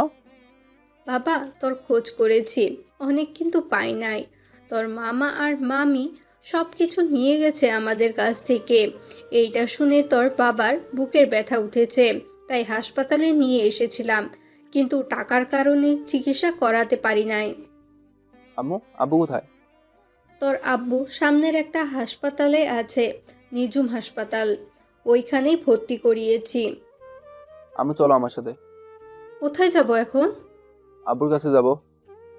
তোর আব্বু সুস্থ আছে এখন। এইখানে আসার পর তোর ছবি দেখে আমি চিনতে পেরেছি, এটা আমার ছেলে। তুই এত বড় হয়ে গেছিস। নিঝুম, এটা হচ্ছে আমার আম্মু। আসসালামু আলাইকুম আম্মু। ওয়ালাইকুম সালাম। মেয়ে, এটা কি তোর বউ? এখনো বিয়ে হয় নাই, আরো কয়েক বছর পর করব বিয়ে। তোর যা ইচ্ছে, আমি আর তোকে বাধা দিব না। আম্মু আব্বু তো এখন আমাকে বিশ্বাস করবে না। আমি তোমাকে একটা বাড়ি দিয়ে খেয়ে দেবো, ওই বাসায় তুমি থাকবে। ওই বাসায় থাকবে কেন? এই বাসা কি ছোট হয়ে গেছে নাকি? এই বাসায় থাকতে পারবে। কিন্তু কোনো কিন্তু নাই। আম্মু চলেন, আব্বুকে নিয়ে আসবো এই বাসায়। আচ্ছা চলো। আমরা চলে আসলাম হাসপাতালে। এসে দেখি আব্বু ঘুম থেকে উঠে বসে আছে। আমি কেবিনের ভেতরে গেলাম না, কারণ আব্বু আমাকে দেখতে পারবে না। আম্মু আর নিঝুম আব্বুকে নিয়ে গাড়িতে বসলো। আমি ডাক্তারের সাথে কথা বলে কিছু ওষুধ নিয়ে আসলাম। আব্বু বলল, কি গো, আমরা কোথায় যাচ্ছি? তোমার পাশে যে মেয়েটা বসে আছে, আমরা ওর বাসায় থাকবো আজ থেকে। মা, তোমার নাম কি? আঙ্কেল, আমার নাম নিঝুম। ও, খুব সুন্দর নাম। তোমার আব্বু কি কাজ করে? আমার আব্বু কিছু করে না, চাকরি থেকে রিটায়ার নিয়েছে। ও। আমি ড্রাইভ করে বাসায় চলে আসলাম। বাসায় আসতে আম্মু আর নিঝুম আব্বুকে নিয়ে ঘরে চলে গেল। আমি ও ঘরে চলে গেলাম। চাচা, ওই ওষুধগুলো নিয়ে যান আপনি। কেন ম্যাক, তুমি যাও। চাচা, আপনি তো সব ঘটনাই জানেন। এখন যদি আমি চাই তাহলে আব্বু এই বাড়ি থেকে চলে যাবে। আচ্ছা ঠিক আছে, ওষুধগুলো দাও আমার কাছে। এই নেন, ওষুধগুলো দিয়ে দিলাম। চাচা চলে গেল। আমি নিচে বসে আছি। নিঝুম এসে বলল, মেঘ, ছাদে কবুতর আছে, কবুতরের বাচ্চা জবাই করে আনো, আর বাজার থেকে কিছু ফল নিয়ে আসো। আচ্ছা যাচ্ছি। আর শোনো, আব্বুকে ঘর থেকে বেরোতে দেবে না। আচ্ছা ঠিক আছে, এখন যাও। আমি বাজারে চলে আসলাম, কিছু ফল আর মাংস নিয়ে চলে আসলাম বাসায়। নিঝুম, নিঝুম, বলো। এই নাও, এখানে মাংস আছে আর আব্বুর জন্য ফল। আমি ঘরে গিয়ে ফ্রেশ হয়ে আসতেছি। আচ্ছা যাও। আমি ফ্রেশ হয়ে নিচে চলে আসলাম। নিচে এসে দেখি আম্মু আর নিঝুম রান্না করতেছে। আম্মু, আব্বুর কাছে কে আছে? তোর শ্বশুর কথা বলতেছে। ও আচ্ছা। আম্মু, কাল আমি বাড়িতে যাব। আর গ্রামে গিয়ে কি করবি? আব্বুর জায়গায় আব্বুকে ফিরে দেবো। নিঝুম, তুমি যাবে নাকি? না, আমি গেলে আব্বুকে রান্না করে খাওয়াবে কি? তাও তো কথা। আচ্ছা, তোমাকে পরে একদিন নিয়ে যাব। আচ্ছা। আমি বাইরে এসে নিলয়কে ফোন দিলাম। হ্যালো নিলয়। ভাই বলেন। কাল একটা হেলিকপ্টার রেডি করে রাখবি, গ্রামে যাব। ঠিক আছে ভাই, আর কিছু লাগবে? না, আর কিছু লাগবে না। আর হ্যাঁ, এই মাস থেকে সবাইকে বলে দিবি 3 তারিখে টাকা নিয়ে যেতে। ঠিক আছে ভাই। ভাই একটা কথা ছিল। বলো। ভাই বাসা থেকে আমাদের বিয়ে ঠিক করেছে, যদি কিছু টাকা বাড়িয়ে দিতেন। আচ্ছা, নিয়ে যেও। ভাই সামনের মাসে 7 তারিখ বিয়ে আমাদের, আপনার দাওয়াত রইল। আচ্ছা ঠিক আছে, যাবনি। যেটা বলেছি সেটা মনে থাকে যেন। ঠিক আছে ভাই, মনে থাকবে। আমি চাচার দোকানে চলে আসলাম চা খেতে। চাচা কেমন আছেন? ভালো আছি বাবা, তুই কেমন আছো? আমিও ভালো আছি। চা দেন তো। এই নাও বাবা। আমি চা খেতে লাগলাম আর চাচার সাথে কথা বলতেছি। চাচা বলল, বাবা তোমার সাথে যে আরও দুইজন ছেলে ছিল ওরা আসেনি? না চাচা, কেন? সবুজ নাম যে, তাকে আমার খুব পছন্দ হয়েছে। আমার মেয়েটা যদি ওর সাথে বিয়ে দিতে পারতাম। আচ্ছা চাচা, আমি ওর পরিবারের সাথে কথা বলে জানাবো। ঠিক আছে। আমার মেয়ে এবার মাদ্রাসা কোরআন হাফেজ হয়েছে, এখন একটা মাদ্রাসা শিক্ষকতা করে। সবুজের সাথে কথা বলবেন? না বাবা, তুমি বইলে দেখো কি বলে। ঠিক আছে। আমি আর কিছু না বলে চলে আসলাম বাসায়। বাসায় এসে সবুজকে ফোন দিলাম। হ্যালো সবুজ, ভাই বলেন। একটু আসতে পারবি? জি ভাই, কখন আসতে হবে বলেন। এখন আসতে পারলে এখনই চলে আয়, সমস্যা নাই। আচ্ছা আসতেছি। কিছুক্ষণ পর সবুজ আসলো। সবুজ, কেমন আছো? ভালো আছি ভাই, আপনি কেমন আছেন? আমি ভালো আছি। এখন আসল কথা আসা যাক। আমি তোমার জন্য একটা মেয়ে দেখেছি। মেয়েটা কোরআনে হাফেজ, এখন একটা মাদ্রাসার শিক্ষকতা করতেছে। ভাই, আম্মু আব্বুর সাথে কথা না বলে কিভাবে জানাবো আপনাকে? কারণ আমার আম্মু আব্বুকে সুখে রাখতে পারলেই চলবে। আচ্ছা চলো, আজ তোমাদের বাসায় যাব। সত্যি যাবেন ভাই? যাবো। কেন, বিশ্বাস হচ্ছে না তোমার? না, কারণ এর আগে আমি আপনাকে কতবার বলছি আমাদের বাসায় যেতে, আপনি যাননি। চলো, আমরা চলে আসলাম সবুজদের বাসায়। সবুজের আম্মু আব্বু আমাকে দেখে বললো, আরে মেঘ, তুমি এখানে? আন্টি আমি এইখানে আপনাদের সাথে কিছু কথা বলতে এসেছি। বলো। আন্টি, সবুজের জন্য একটা মেয়ে দেখেছি। মেয়েটা মাদ্রাসায় পড়ে, এখন শিক্ষকতা করতেছে। যদি আপনাদের পছন্দ হয় তাহলে এই বারে বউ করে আনবেন। মেঘ, তোমার উপর আমার ভরসা আছে, তুমি সবুজের জন্য খারাপ মেয়ে দেখবে না। তাহলে কালকের পরের দিন যাবেন? আচ্ছা ঠিক আছে। আমি কাল একটু বাড়িতে যাব, তাই বলছি কালকের পরের দিন যেতে। এই নাও মিষ্টি খাও। না আন্টি, এখন এইসব কিছু খাবো না, বাসা থেকে খেয়ে বের হয়েছি। তা বললে তো হবে না, কারণ আজ তুমি আমাদের বাসায় প্রথম এসেছো, একটা মিষ্টি খেতেই হবে। আমি একটা মিষ্টি খেয়ে চলে আসলাম বাসায়। বাসায় এসে দেখি আম্মু আব্বু নিঝুম বসে কথা বলতেছে। আমি গাড়ি থেকে একটা ক্যাপ আর মাস্ক পরে সোজা উপরে চলে আসলাম। উপরে এসে ফ্রিজ হয়ে নিঝুমকে ফোন দিলাম। হ্যালো নিঝুম, একটু আসো তো রুমে। আসতেছি আব্বুকে খাবার দিয়ে। আচ্ছা আসো। একটু পর নিঝুম আসলো। কি হয়েছে, ডাকছো কেন? তুমি যে মাদ্রাসায় শিক্ষকতা করো, ওই মাদ্রাসায় কি তোমার বয়সের কোনো মেয়ে আছে? দুইজন আছে। কেন, কি হয়েছে? একজনের বিয়ের কথা হবে। আমার সাথে মজা করতেছো তাই না? তোমার সাথে মজা করবো কেন? সবুজকে তো দেখেছো, ওর বিয়ের কথা হবে। ও আচ্ছা, তো আমাকে বিয়ে কবে করবে? বলছি তো, আরো 2 থেকে 3 বছর পর। এখন করলে কি হয়? আমার উপর যে মিথ্যা অপবাদ জড়িয়ে আছে ওইটা সমাধান করে নেই, তারপর বিয়ে করব। আমি নিচে গেলাম। নিঝুম যে চলে যেতে লাগলো, আমি তার ডান হাতটা ধরে টান দিয়ে আমার বুকের সাথে চেপে ধরলাম। বুকের ভেতরে কেমন যেন ঝড় বয়ে গেল। মেয়ে, ছাড়ো বলছি। আর একটু জোরে ধরে থাকি না? না, আর একটুও ছাড়ো না। আমি নিঝুমকে ছেড়ে দিলাম। নিঝুম চলে গেল। আমি বসে বসে ল্যাপটপে কাজ করতে লাগলাম। হঠাৎ কারো আসার শব্দ পেয়ে উল্টো দিকে ঘুরে বসলাম। আব্বু আর চাচার কণ্ঠ শোনা যাচ্ছে। হঠাৎ কে যেন আমাকে ডাক দিল। আমি পেছনে ফিরতেই দেখি আব্বু আমার সামনে দাঁড়িয়ে আছে। আমি মাথা নিচু করে দাঁড়িয়ে রইলাম। আব্বু বলল, মেঘ, তুই এখানে? আসলে আব্বু, আগে যদি জানতাম তুই এই বাড়িতে আছিস তাহলে কখনোই আসতাম না এই বাড়িতে। আব্বু প্লিজ যাইয়েন না। আমি আমার মুখ কখনো আপনাদের দেখাবো না। আমি চলে যাচ্ছি। ম্যাক তুমি দাঁড়াও। বেয়াই সাহেব, আপনি ম্যাককে ভুল বুঝতেছেন। ম্যাক কিছুই করেনি। যেই দিন তুই তোর উপর থেকে মিথ্যা অপবাদ ছড়িয়ে প্রমাণ করতে পারবি সেই দিন আমার সামনে আসবি। ঠিক আছে আব্বু, তবু আপনি যাইয়েন না এই বাড়ি থেকে। আচ্ছা ঠিক আছে। আমি চলে আসলাম নিচে। নিঝুম একটা ব্যাগ, কিছু কাপড় গুছিয়ে দাও তো। কেন, কোথায় যাবে? গ্রামে যাব। আচ্ছা দিতেছি, তুমি বসো। নিঝুম চলে গেল। আমি নিলয়কে ফোন দিলাম। হ্যালো নিলয়। ভাই বলেন। এখনই হেলিকপ্টারের ব্যবস্থা কর, আমি এখনই যাব। আচ্ছা ভাই, আপনি বড় মাঠে আসেন, আমি হেলিকপ্টার নিয়ে আসতেছি। ঠিক আছে। নিঝুম কাপড় গুছিয়ে দিল। আম্মু আমি যাচ্ছি, দোয়া করবেন যাতে আমার উপর থেকে মিথ্যা অপবাদটা সরিয়ে প্রমাণ করতে পারি আমি নির্দোষ। যা বাবা, তোর মা বাবার দোয়া সব সময় তোর পাশে আসে। আমি বেরিয়ে চলে আসলাম বড় মাঠে। কয়েক মিনিট পর আকাশ থেকে হেলিকপ্টার নামতেছে দেখে সবাই দৌড়ে আসতেছে দেখতে। হেলিকপ্টার নামতে আমি উঠে পড়লাম হেলিকপ্টারে। কয়েক মিনিটের ভেতরে হেলিকপ্টার আকাশে উড়াল দিল। আমি নিল সবুজ বসে আছি। ভাই, এই ওয়েবসাইটে ঢুকে মানুষ সব নষ্ট হয়ে যাচ্ছে। এই ওয়েবসাইটে ভাইরাস ছেড়ে দেয়। ঠিক আছে দাও, আর ফোনে যাতে কোনো সমস্যা না হয় এমনভাবে ছাড়বে। ঠিক আছে ভাই। ক্যাপ্টেন, আর কতক্ষণ লাগবে? ভাই আর 40 মিনিট লাগবে। ঠিক আছে, আপনি আস্তে ধীরে চালান, সমস্যা নেই। সবুজ, গ্রামে তো আমাদের অনেক লোক আছে, তাই না? ভাই আছে। নিলয়, কতজন হবে গ্রামে আমাদের লোকজন? ভাই 200 জনের উপরে আছে, আর আপনার একটা অফিস গ্রামে তৈরি হচ্ছে। ভালো করছিস। গ্রামের লোকদের আর দূরে গিয়ে কাজ খুঁজতে হবে না। ভাই। প্রায় 40 মিনিট পর আমরা গ্রামের স্কুলের মাঠে এসে নামলাম, কারণ এই স্কুল ছাড়া অন্য কোনো জায়গা নেই এত বড়। আমি, সবুজ, নিলয় হেলিকপ্টার থেকে নামতে স্কুল মাঠে সারি সারি গাড়ি এসে বড় হলো। আমি গিয়ে আমার পছন্দের ব্ল্যাক কারে উঠে পড়লাম, যে আবার 307 নম্বর বাড়িতে গাড়িটা নিয়ে যান। ঠিক আছে ভাই, এখনই যাচ্ছি। আমার সামনে 5টা গাড়ি, পিছনে 5টা, মাঝখানে আমি। 7 মিনিট পর আমরা চলে আসলাম আমাদের বাসায়। বাসার সামনে এতগুলো গাড়ি দেখে এলাকার সব মানুষ আমাদের বাড়িতে এসে ভিড় করছে। আমি ঘরে ঢুকতেই নীলা আমাকে দেখে থতমত খেয়ে তার আব্বুকে ডাকতে লাগলো।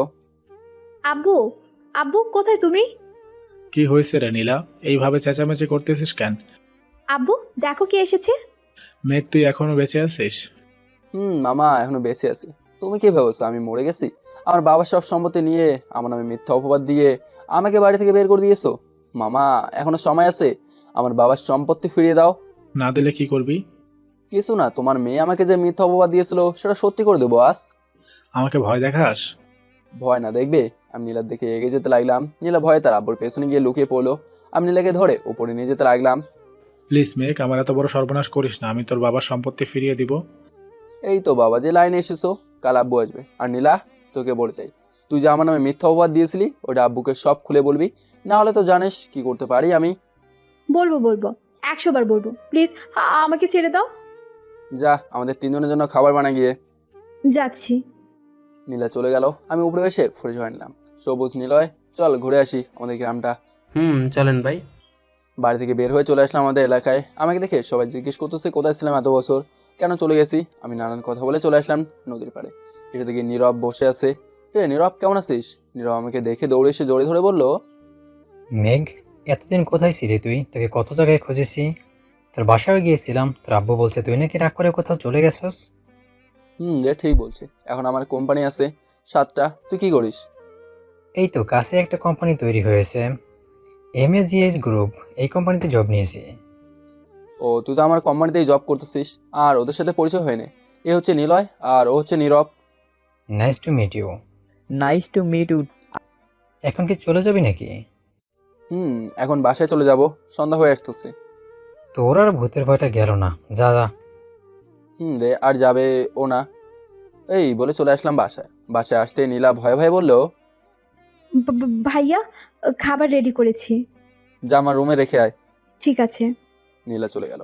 মামা, জমির কাগজ আনছো? এই নে, দেখ সব ঠিক আছে কিনা। সব ঠিক আছে। এখন কোথায় থাকবে? কোনো কিছু ঠিক করেছো? কোথায় থাকবো আর, রাস্তায় রাস্তায় থাকতে হবে, এছাড়া তো আর কোনো কিছু করার নাই। রাস্তায় থাকতে হবে না, সামনে যে কোম্পানি তৈরি হচ্ছে ওইখানে 2 তলা একটা বাড়ি আছে, ওটা তোমাকে দিয়ে দিলাম। মেঘ, আমাকে মাফ করে দে, আমি তোদের উপর অনেক অন্যায় করছি রে। আরে মামা, পাছাড়েন, অন্যায় তো আপনি করেননি, অন্যায় করছে নীলা। ও ছোট ছিল তাই কিছু বলি নাই। আর মামি কোথায়? কি বলবো আর, তুই চলে যাওয়ার 3 মাস পর হার্ট অ্যাটাকে মারা যায়। ও আচ্ছা, নীলা কোথায়? নীলা, এদিকে আয়। আব্বু বলো। এদিকে আয়। না, যাব না, তুমি আমাকে মারবে। না, মারবো না, এদিকে আয়। নীলা আমার সামনে এসে দাঁড়ালো। আমি দাঁড়িয়ে দেখি নীলা আমার থেকে 1 সাইজ লম্বা হয়ে গেছে। আব্বু, আমি চলে যাই। তা তুই কিসে পড়াশোনা করিস? এবার SSC পরীক্ষা দিয়েছি, রেজাল্ট এখনো দেয়নি। ও আচ্ছা, এই নে, এটা হলো রাখ, বড় ভাই হিসেবে দিয়েছি। না, আমার লাগবে না, আমার কাছে টাকা আছে। রাখতে বলছে রাখ। নীলাটা হলো নিয়ে চলে গেল। মামা, ওদের 2 জনের জন্য রাতে থাকার জায়গা রেডি করো। আমার রুমে থাকতে পারবে? আমি না হয় নীলার সাথে ঘুমাবো রে। কেন, বাকি রুমগুলো কি হয়েছে? কিছু না, অনেকদিন ধরে পড়ে আছে, ঘর গুছানো হয় না। ও আচ্ছা। ভাই, আপনার তো ছাদ আছে, চলে ছাদে যাই। না, তোরা 2 জনে যা, আমি ভয় পাই, ছোটবেলা থেকে ভয় পাই, শুনেছি সন্ধ্যাবেলা ভূত থাকে। আরে কিছু হবে না, চলেন। এই সবুজ ভাই, বাইকে ধর।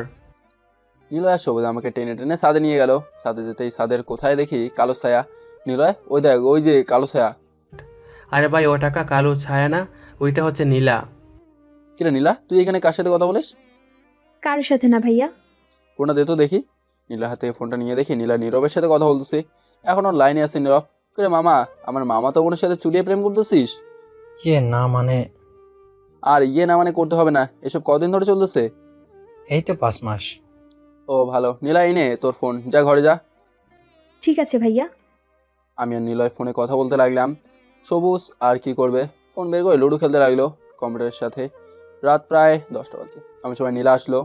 ভাইয়া খাবার খাবে না? খাবো, তুই যা। নীলা চলে গেল। আমরা আরো কিছুক্ষণ থেকে চলে আসলাম নিচে আমার রুমে। খাবার খেয়ে আমি আমার রুমে ঘুমিয়ে পড়লাম। নিলয় সবুজ মামার রুমে ঘুমাতে চলে গেল। সকালে ফজরের আজান শুনে ঘুমটা ভেঙে গেল। আমি উঠে নামাজ পড়ে একটু হাঁটাহাঁটি করে চলে আসলাম বাসায়। বাসায় আসতে দেখি আব্বু, আম্মু, চাচা আর নিজম চলে এসেছে। আম্মু, তোমরা কখন এসেছো? এই তো এখনই এসেছি। ও আচ্ছা, বাস থেকে কিছু নিয়ে আসি? না, কিছু আনতে হবে না, আমরা আসার সময় সব কিছু নিয়ে এসেছি। ও, আমরা সকালে নাস্তা করে বসে আছি। আব্বু, এই নাও তোমার জমির কাগজ। আর নীলা, আব্বুকে সব বল। নীলা সব কিছু খুলে বললো। আব্বু নীলাকে আর মামাকে মাফ করে দাও। যা, আমার ছেলের কথায় মাফ করে দিলাম। মেঘ, আমি তাহলে যাই এখন। কোথাও যাবে তোমরা? মেঘ আমাদের জন্য একটা বাড়ি ঠিক করে দিয়েছে, সেখানে যাব। আর কোথাও যেতে হবে না, এইখানেই থাকবে তোমরা। আর নীলা, এটা হচ্ছে মেঘের বউ। ভাবি কেমন আছেন? ভালো আছি, তুমি কেমন আছো? আমিও ভালো আছি। আব্বু, আমরা তাহলে এখন চলে যাই। বিকালে যাস। আর তোর বিয়ে সামনের মাসের 28 তারিখে ঠিক করেছি। তোমাদের যা খুশি। আমি এই বলে চলে আসলাম আমার রুমে। একটু পর নিঝুম আসলো। কি ব্যাপার, আর জড়িয়ে ধরবে না? না, একবারে বাসর রাতে জড়িয়ে ধরবো। সত্যি তো? আমি নিঝুমকে করে তুলে নিলাম। বলতে গেলে পুরো একটা শুটকি মাছ। কি? আমি শুটকি মাছ? আমি আবার কখন বললাম তুমি শুটকি মাছ? আমাকে কি বোকা পাইছো? আমি কিছু শুনি না নাকি? সত্যি কি তুমি শুটকি মাছ? কারণ তোমার ওজন হয়তো 40 কেজিও হবে না। ও আচ্ছা। হিজাবটা খোলো না। আচ্ছা ঠিক আছে, এখন তো নামাও। নিঝুম তার হিজাবটা খুলতে আমি হা করে তাকিয়ে আছি। মনে হচ্ছে আকাশ থেকে পড়ি নেমে এসেছে। কি হয়েছে? হাঁ করে কি দেখতেছো? আমার পরিটাকে দেখতেছি। তাই না তাই? আমি কোন দিক দিয়ে পড়ি? আমার দিক থেকে তুমি পড়ি। তাই? নিঝুমকে খাটে শুয়ে দিলাম। এই কি করতেছো? দেখো কি করি। এই বলে আমার ঠোঁট আর নিঝুমের ঠোঁট এক করে দিলাম। কতক্ষণ যে এইভাবে ছিলাম খেয়াল নেই। নিঝুম আমাকে ধাক্কা দিয়ে সরে দিল। দুজনেই হাঁপাচ্ছি। এইভাবে কেউ কিস করে? আর একটু হলেই তো দম আটকে মরে যেতাম। চুপ, এসব কথা আর কখনো বলবা না। ঠিক আছে। আরেকবার চুমু দেই? আর একটাও না, আবার কাল। আচ্ছা ঠিক আছে, চলো নিচে যাই। চলো। আমরা চলে আসলাম নিচে। নিচে এসে দেখি নিলয় আর সবুজ বসে বসে আব্বুর সাথে কথা বলতেছে। নিলয়, হেলিকপ্টারকে বল নিয়ে আসতে। আমরা হেলিকপ্টার দিয়ে যাব। 5 সিটের ওইটা বলবি আনতে। ঠিক আছে ভাই। দুপুরে খাওয়া দাওয়া করে সবাই গল্প করতে লাগলাম। আমার ফোনটা বাজতে লাগলো। আমি তাকে দেখি ক্যাপ্টেন ফোন দিয়েছে। Hello captain. ভাই আমি চলে এসেছি, আপনারা আসেন। আচ্ছা, আমরা আসতেছি। আমরা চলে গেলাম স্কুল মাঠে। এসে দেখি অনেক লোক এসে হেলিকপ্টার দেখতেছে। আমরা হেলিকপ্টারে উঠে পড়লাম। নিজম খুব খুশি, কারণ এই প্রথম হেলিকপ্টারে উঠছে। 2 ঘন্টার ভেতরে চলে আসলাম শহরে। ভাই আমরা চলে যাই এখন। আচ্ছা যাও, আর কাল সবুজের মেয়ে দেখতে যাব, চলে এসো। ঠিক আছে ভাই। পরদিন চলে আসলাম সবুজের বাড়িতে। সবাইকে নিয়ে চাচার বাড়িতে চলে আসলাম। এসে দেখি চাচা দাঁড়িয়ে আছে। আমরা যেতেই আমাদের জন্য লেবু শরবত নিয়ে আসলেন। আমরা খাওয়া দাওয়া করে বসে আছি। চাচা বলল, বিআই সাহেব, আপনি গিয়ে দেখে আসেন আমার মেয়েটাকে। ঠিক আছে বিয়াই। আন্টি ভেতরে চলে গেল। কিছুক্ষণ পর আন্টি বাইরে এসে সবুজকে বলল, সবুজ মেয়ে আমার পছন্দ হয়েছে খুব। আপনার পছন্দ হলেই হবে। তাহলে বিয়ের দিন ঠিক করে ফেলি। আন্টি 28 তারিখে বিয়ের ডেট ফাইনাল করেন। দুজনের বিয়ে একসাথে হয়ে যাবে। ঠিক আছে বিয়াই, তাহলে 24 তারিখ ফাইনাল করা হলো।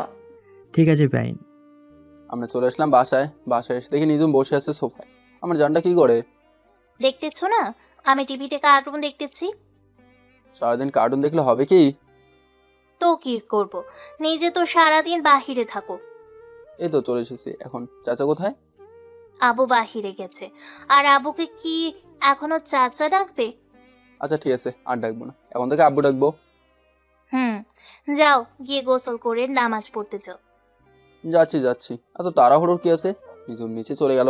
আমি গোসল করে আব্বুর সাথে নামাজ পড়তে চলে গেলাম। নামাজ পড়ে এসে খাওয়া দাওয়া করে রুমে চলে আসলাম। শুয়ে শুয়ে ফোন টিপতেছি। কখন যে ঘুমিয়ে গেছি খেয়াল নেই। বিকালে নিজমের ডাকে ঘুম ভাঙলো। ওটা ফ্রেশ হয়ে নামাজে চলে গেলাম। নামাজ পড়ে এসে দেখি নিজম নামাজ পড়তেছে। তাই আর কিছু না বলে চলে আসলাম আমার রুমে। শুয়ে শুয়ে ল্যাপটপে কাজ করতেছি। এমন সময় নিলয় ফোন দিল। হ্যালো নিলয়। ভাই আজ তো 1 তারিখ, চলে আসেন আমাদের বাসায়। না নিলয়, কাল যাবো সন্ধ্যায়। বাসায় নিজুম একা, আব্বু একটা কাজে কোথায় যেন গেছে। ও আচ্ছা, তাহলে আর কি করার। নিলয় ফোন কেটে দিল। আমি কাজ শুরু করলাম, কাজ শেষ করে বসে আছি। আমার সময় নিজুম আসলো। তুমি কখন এসেছো? আমি তো সেই 1 ঘন্টা আগে থেকেই ঘরে। তুমি নামাজ পড়তেছিলে তখন এসেছি। ও আচ্ছা।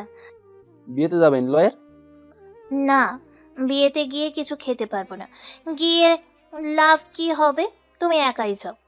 না, তোমার যেতেই হবে। আচ্ছা ঠিক আছে, যাবো নে। নিজুমকে কোলে তুলে শুয়ে দিলাম। আমি পাশে শুয়ে নিজুমের কপাল থেকে পুরো মুখে আঙুল ঘোরাতে লাগলাম। হে, কি করতেছো? শ্বশুরই লাগতেছে। এখন তোমাকে আদর করব, চুপটি করে শুয়ে থাকো। এই, এটা ঠিক না। নিজুমের কোনো কথাই শুনলাম না। নিজুমের ঠোঁট জোড়া আমার দখলে করে নিলাম। নিজুম আর কিছু না বলতে পেরে আমার সাথে তার ঠোঁট মিলিয়ে রেসপন্স করতে দিল। প্রায় 15 মিনিট কিস করার পর ছাড়লাম। আমার ঠোঁটের প্রতি এত লোভ কেন তোমার, খচ্চর বেটা? তোমার ওই কাঁপুনি ঠোঁট যখনই দেখি তখনই চুমু দিতে মন চায়।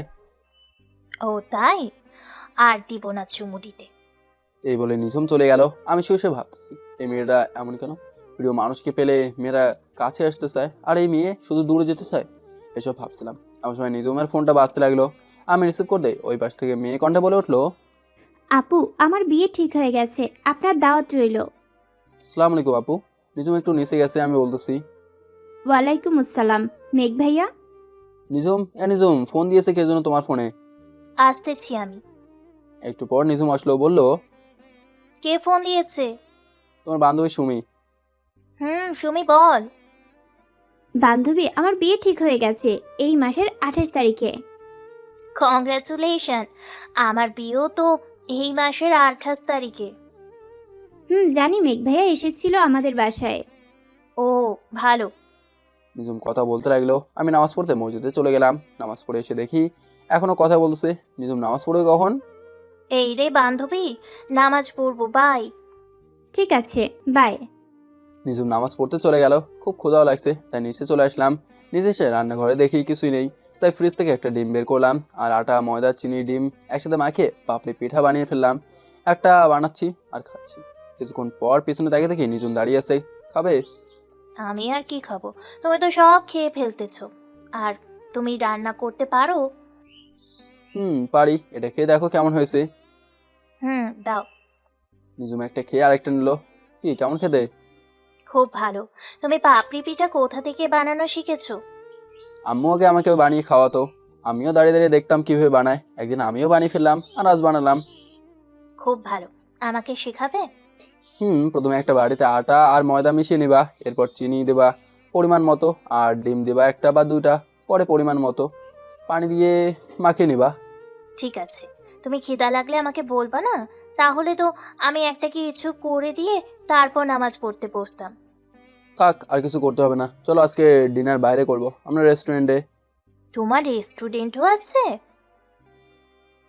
আছে, চলো। আমরা চলে আসলাম আমাদের রেস্টুরেন্টে। আমি আসতেই ম্যানেজার আসলো। স্যার ভিতরে চলেন, ভিতরে রুম আছে। চলো। আমরা চলে আসলাম ভেতরে একটা রুমে। স্যার কি খাবেন বলেন, আমি নিয়ে আসতেছি। নিজুম, তুমি অর্ডার করো। একটা চিকেন ফ্রাই, 2টা বার্গার, এইগুলো নিয়ে আসেন। ঠিক আছে স্যার। কিছুক্ষণ পর খাবার আসলো। ম্যানেজার যে কেউ না কেন, কেউ যদি আমার এইখানে আসতে চায় তাহলে বলবেন, দরজা নক করে তারপর আসতে। ঠিক আছে স্যার। ম্যানেজার চলে গেল। নিজুম, এ নাও, খাওয়া শুরু করো। খাচ্ছি। আমরা দুজন খাওয়া দাওয়া শেষ করে চলে আসলাম বাইরে। নিজুম, আরো কোথাও যাবে? না, চলো বাসায় চলে যাব। আচ্ছা ঠিক আছে, চলো। আমরা বাসায় চলে আসলাম, দুজনে ঘুমিয়ে পড়লাম। সকালে ঘুম থেকে উঠে দেখি নিজুম আমাকে আষ্টে পৃষ্ঠে জড়িয়ে ধরে ঘুমিয়ে আছে। নিজুম, নামাজ পড়বে না? না, আজ পড়বো না। কেন, কি হয়েছে? ওই এটা হয়েছে। ও আচ্ছা, তুমি শুয়ে থাকো, আমি নামাজ পড়ে আসতেছি। আজকে ঘরেও নামাজ পড়ে ফেলবো। আচ্ছা ঠিক আছে, এখন তো ছাড়ো। নিজুম আমাকে ছেড়ে দিল। আমি উঠে ফ্রেশ হয়ে নামাজ পড়লাম। নামাজ পড়া শেষ করে নিজুমের কাছে চলে আসলাম। আমি আসতে নিজুম আমাকে টান দিয়ে বিছানায় শুয়ে দিয়ে জোরে ধরে শুয়ে পড়লো। আমি নিজুমকে জোরে ধরে ঘুমিয়ে পড়লাম। ঘুম থেকে উঠে দেখি নিজুম ঘরে নেই। আমি নিচে দেখি রান্না করতেছে।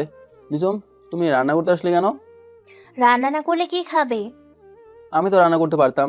যাও, তুমি গিয়ে শুয়ে থাকো, আমি রান্না করে নিয়ে আসতেছি। রান্না করতে পারবো, তুমি যাও। তোমাকে যেতে বলছি, যাও। নিজুম চলে গেল। আমি রান্না করে খাবার নিয়ে উপরে চলে আসলাম। নিজমকে খাই দিতে লাগলাম। নিজম বাচ্চা মেয়েদের মতো খেতে লাগলো। খাওয়া দাওয়া শেষ করে দুইজনেই শুয়ে আছি। আমাকে এত ভালোবাসো? তোমাকে অনেক ভালোবাসি, বিয়ের পর আরো বাসবো, কখনো কষ্ট দেবো না। সত্যি তো? সত্যি। নিজমকে জোর ধরে ঘুমিয়ে পড়লাম। ঘুম থেকে উঠে দেখি বিকাল হয়ে গেছে। দুজনে ফ্রেশ হতে চলে গেলাম। আমি ফ্রেশ হয়ে এসে খাবার অর্ডার দিয়ে বললাম। একটু পর খাবার এসে দিয়ে গেল।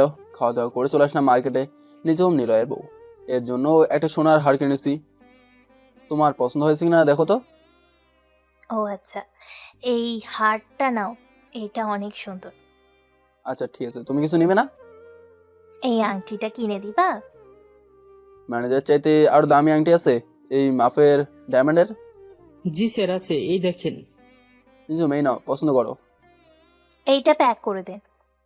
আমরা উপর নিয়ে চলে আসলাম নিলয়দের বাসায়। এসে দেখি অনেক মানুষ। নিলয়, তোর মা বোন কোথায়? ভাবি আসেন আমার সাথে। নিজম যাও, নিলয়ের বোনের কাছে তোমাকে দিয়ে আসবে। আচ্ছা ঠিক আছে। নিজম চলে গেল। আমরা আড্ডা দিতে লাগলাম। রাত প্রায় 3টা। এখন আমরা আড্ডা দিতেছি। ভাই আপনি আমাদের পেছনে লুকান, ভাবি আসতেছে। আজ খাইছে আমারে। আমি নিলয় আর সবুজের পেছনে লুকিয়ে পড়লাম। নিজম এসে বলল, নিলয়, তোমার ভাই কোথায় গেছে? ভাবি এই তো একটু আগে আমাদের রুমে ঘুমাতে চলে গেছে। কই, আমি তো দেখলাম না। ওয়েট, ফোন দিতেছি। এই রে, ধরা পড়ে যাবো। আমার ফোন বাজতে লাগলো। আমি নিলয় আর সবুজের পেছন থেকে বেরিয়ে বললাম, সরি। কয়টা বাজে? এখনো কিসের আড্ডা দিতেছো? একটু পর তো ফজর হয়েই যাবে, তুমি গিয়ে ঘুমিয়ে পড়ো। আমি ঘুমাবো না, তোমার সাথে বসে গল্প করব। ওরা দুজন কি করবে? ওরাও আমাদের সাথে গল্প করবে। কেন, কি হয়েছে? আচ্ছা চলো, আজ একটা খেলা খেলবো। তুমি গিয়ে নিলয়ের বোনকে ডেকে আনো, আরো 3-4 জনকে ডেকে আনো। আচ্ছা ঠিক আছে, এখানেই থাকবে কিন্তু যদি নড়াচড়া করো তাহলে খবর আছে। নিজম চলে গেল। আমি নিলয় সবুজ 3জন মাটিতে বসে পড়লাম। একটু পর নিজম আরো 4 জনকে নিয়ে আসলো। নিলয় কাছের বোতল আছে? ভাই আছে, আনতেছি। নিলয় গিয়ে একটা কাছের বোতল নিয়ে আসলো। আমরা সবাই বসে টিট আর খেলতে লাগলাম। কিছুক্ষণ পর ফজর আজান দিল। আমরা নামাজ পড়ে এসে রেডি হয়ে নিলাম। রেডি হতে হতে 12টা বেজে গেছে। আমি নিলয় আর সবুজকে বললাম একটা গাড়িতে, আর বাকিরা সবাই আসতেছে আলাদা গাড়িতে। কিছুক্ষণের মধ্যেই আমরা চলে আসলাম বিয়ে বাড়িতে। গেটে আমাদের কনে পক্ষ আটকালো। বলল, দোলা ভাই 10,000 টাকা চাই, না হলে ভেতরে আসতে দেব না। না দিলে নাই, আমরা চলে যাই। আরে আরে, কোথায় যান? মাত্র তো 10,000 টাকাই চেয়েছি। আচ্ছা, 8,000 টাকা দিলেই হবে। না না, হবে না, 2,000 টাকা দেবো হবে। আরো কিছু বাড়ানো যায় না? বেচারিদের মুখের দিকে তাকিয়ে দেখি মুখ ফ্যাকাশে হয়ে আছে। কি আর করার, দিয়ে দিলাম 5,000 টাকা। খাওয়া দাওয়া শেষ করে কনে নিয়ে চলে আসলাম বাসায়। নিলয়, ভাবি কোথায়? ওকে তো গড়ে নিয়ে গেছে। এই নে তোর গিফট, আর নিজম ভাবির গিফট। ভাবিকে দিয়েছো? দিয়ে এসেছি। এখন আমরা যাই নিলয়। এই বলে চলে আসলাম বাসায়। বাসায় এসে রাতের ডিনার করে ঘুমিয়ে পড়লাম। দেখতে দেখতে আমাদের বিয়ের দিন ঘনিয়ে এলো। আজ আমাদের বিয়ে। সবাই সবার কাজে ব্যস্ত। সন্ধ্যায় নিজমকে নিয়ে চলে আসলাম আমাদের বাসায়। বাসায় আসতেই নীলা বলল, ভাবি সামনের বছরের জন্য একটা বেবি চাই। নিজম লজ্জায় কিছু বলতে পারছে না। রাত প্রায় 12টা। আমি বাসর ঘরের সামনে দাঁড়িয়ে আছি। আজ কেন যেন ভয় হচ্ছে ভেতরে ঢুকতে। ভাইয়া কি ভাবতেছো? আমি আর কিছু না ভেবে ঢুকে গেলাম বাসর ঘরে। তাকে দেখে নিজম বসে আছে খাটে। আমার আশার টের পেয়ে নিজম নিচে নেমে এসে আমাকে সালাম করলো। বেঁচে থাকো মা, বেঁচে থাকো। এটাই কি বলে ফেললাম? কি, আমি তোর মা নাকি? সরি, আমার ভুল হয়ে গেছে, আমাকে মাফ করে দাও। আজ তোর মাপ নেই। তুই এইভাবে কান ধরে দাঁড়িয়ে থাকবি 30 মিনিট। আমি কান ধরে দাঁড়িয়ে রইলাম। কতক্ষণ দাঁড়িয়েছিলাম খেয়াল নেই। পা দুটো ব্যথা করতেছে। এবারে উপরে আসেন। আমি গিয়ে নিজমের পাশে বসলাম। পাশে বসতে নিজম টেবিল থেকে দুধের একটা গ্লাস এনে আমাকে দিয়ে বলল, এই দুধটা খান। আমি পুরো দুধটা খেলাম। দুইজনে 2 রাকাত নফল নামাজ আদায় করে বিছানায় বসে বসলাম। নিজম ঘুমটা দিয়ে বলল, আমি ঘুমটা সরে বললাম, মাশাআল্লাহ। আমি যেই শরীরে হাত দেব এমন সময় নিজম বলল, আমার পাওনা দিয়ে তারপর আমার শরীর স্পর্শ করবেন। আমি উঠে ড্রয়ার থেকে একটা সোনার হার বের করে নিজমের গলায় পরিয়ে দিলাম। এবার হয়েছে, এখন আমাকে স্পর্শ করতে পারে। আমি নিজমকে আমার বুকের সাথে চেপে ধরলাম। আস্তে আস্তে হারিয়ে গেলাম সুখের সাগরে। সকালে নিজমের ডাকে ঘুম ভাঙলো। তাকে দেখি দুজনের শরীরেই এক টুকরো সুতাও নেই। নিজম লজ্জা পেয়ে আমাকে জড়িয়ে ধরলো। আমি নিজমকে কোলে তুলে ওয়াশরুমে চলে গেলাম। দুজনে ফ্রেশ হয়ে নিচে চলে আসলাম। নিচে এসে আম্মুর সাথে কথা বলে বাইরে চলে আসলাম। বাইরে এসে নিলয়কে ফোন দিলাম। হ্যালো নিলয়, কোথায় তুই? এই তো 3 রাস্তার মোড়ে চায়ের দোকানে। তুই থাক, আমি আসতেছি। ঠিক আছে। আমি চায়ের দোকানে চলে আসলাম। এসে দেখি নিলয় একা বসে আছে। কে সবুজ কোথায়? ফোন দিয়েছে, আসতেছে। ও আচ্ছা, চাচা আমাদের দুজনকে চা দেন তো।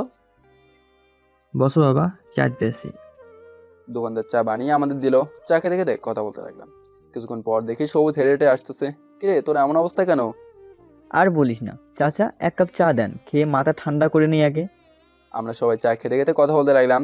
সবুজের কাহিনী শুনে মনে হচ্ছে মাটিতে গড়াগড়ি খেতে। যাই হোক, চা খেয়ে চলে আসলাম বাসায়। বাসায় এসে দেখি নিজুম আম্মুর সাথে বসে বসে আচার খাচ্ছে। আমি সোজা উপরে চলে আসলাম। উপরে এসে ফ্রেশ হয়ে রুমে শুয়ে আছি। নিজুম এসে বলল, জানো আম্মু কি বলছে? তুমি যদি না বলো তাহলে জানবো কি করে? আম্মু বলছে বেবি নিয়ে নিতে। এই বলে নিজুম আমার বুকে মুখ লোকালো। আমি নিজুমের মাথা ধরে সোজা করে বললাম, ও আচ্ছা, তাহলে তো মিশন এখন শুরু করতে হয়। এই না, রাতে অনেক দুষ্টুমি করেছো, সারা রাত ঘুমোতেও দাওনি। তো এখন ঘুমাও। না, নিচে কাজ আছে, তুমি ঘুমাও। নিজুম চলে গেল। আমি শুয়ে শুয়ে ফোন টিপতে লাগলাম। কখন যে ঘুমিয়ে গেছি খেয়াল নাই। হঠাৎ করে মিষ্টি ঠোঁটের স্পর্শে ঘুমটা ভেঙে গেল। তাকে দেখে নিজুম। আমি নিজুমকে জোর ধরে তার ঠোঁট জোড়া আমার দখলে করে নিলাম। নিজুম নাড়াচাড়া করতে পারছে না। তা দেখে নিজুম আমার ঠোঁটে জোরে কামড় দিয়ে বসলো। আহ, নিজুমটা কি করছো দেখো তো, ঠোঁট করে রক্ত পড়তেছে। সরি, আসলে আমি বুঝতে পারিনি, এখনই সব ঠিক করে দিতেছি। এই বলে নিজুম আমার ঠোঁট জোড়া তার দখলে করে নিল। 10 মিনিট চষার পর রক্ত পড়া বন্ধ হলো। এবার হয়েছে তো? হয়েছে। আর এইভাবে কামড় দিবা? না, আর কখনো এইভাবে কামড় দিব না। ক্ষুধা লাগছে, কিছু খাবার নিয়ে আসো। আচ্ছা, তুমি বসো, আমি খাবার নিয়ে আসতেছি। নিজুম খাবার আনতে চলে গেল। খাবার এনে দুজনে খেয়ে নিলাম। খাওয়া দাওয়া করে নিচে চলে গেলাম। সবাই দেখে বসে বসে আড্ডা দিচ্ছে। আমিও সবার সাথে যোগ দিলাম। আড্ডা দিতে দিতে বিকাল হয়ে গেছে। সবাই চলে আসলাম এই শহরে বড় একটা পার্কে। খুব সুন্দর পার্ক এটা। আমি আর নিজুম গাছতলায় বসে আছি। সবাই এই দিক ওই দিক ঘুরতেছে। নিজুম আমার কাঁধে মাথা রেখে বললো, বাসায় যাওয়ার সময় ফুচকা নিয়ে যাব।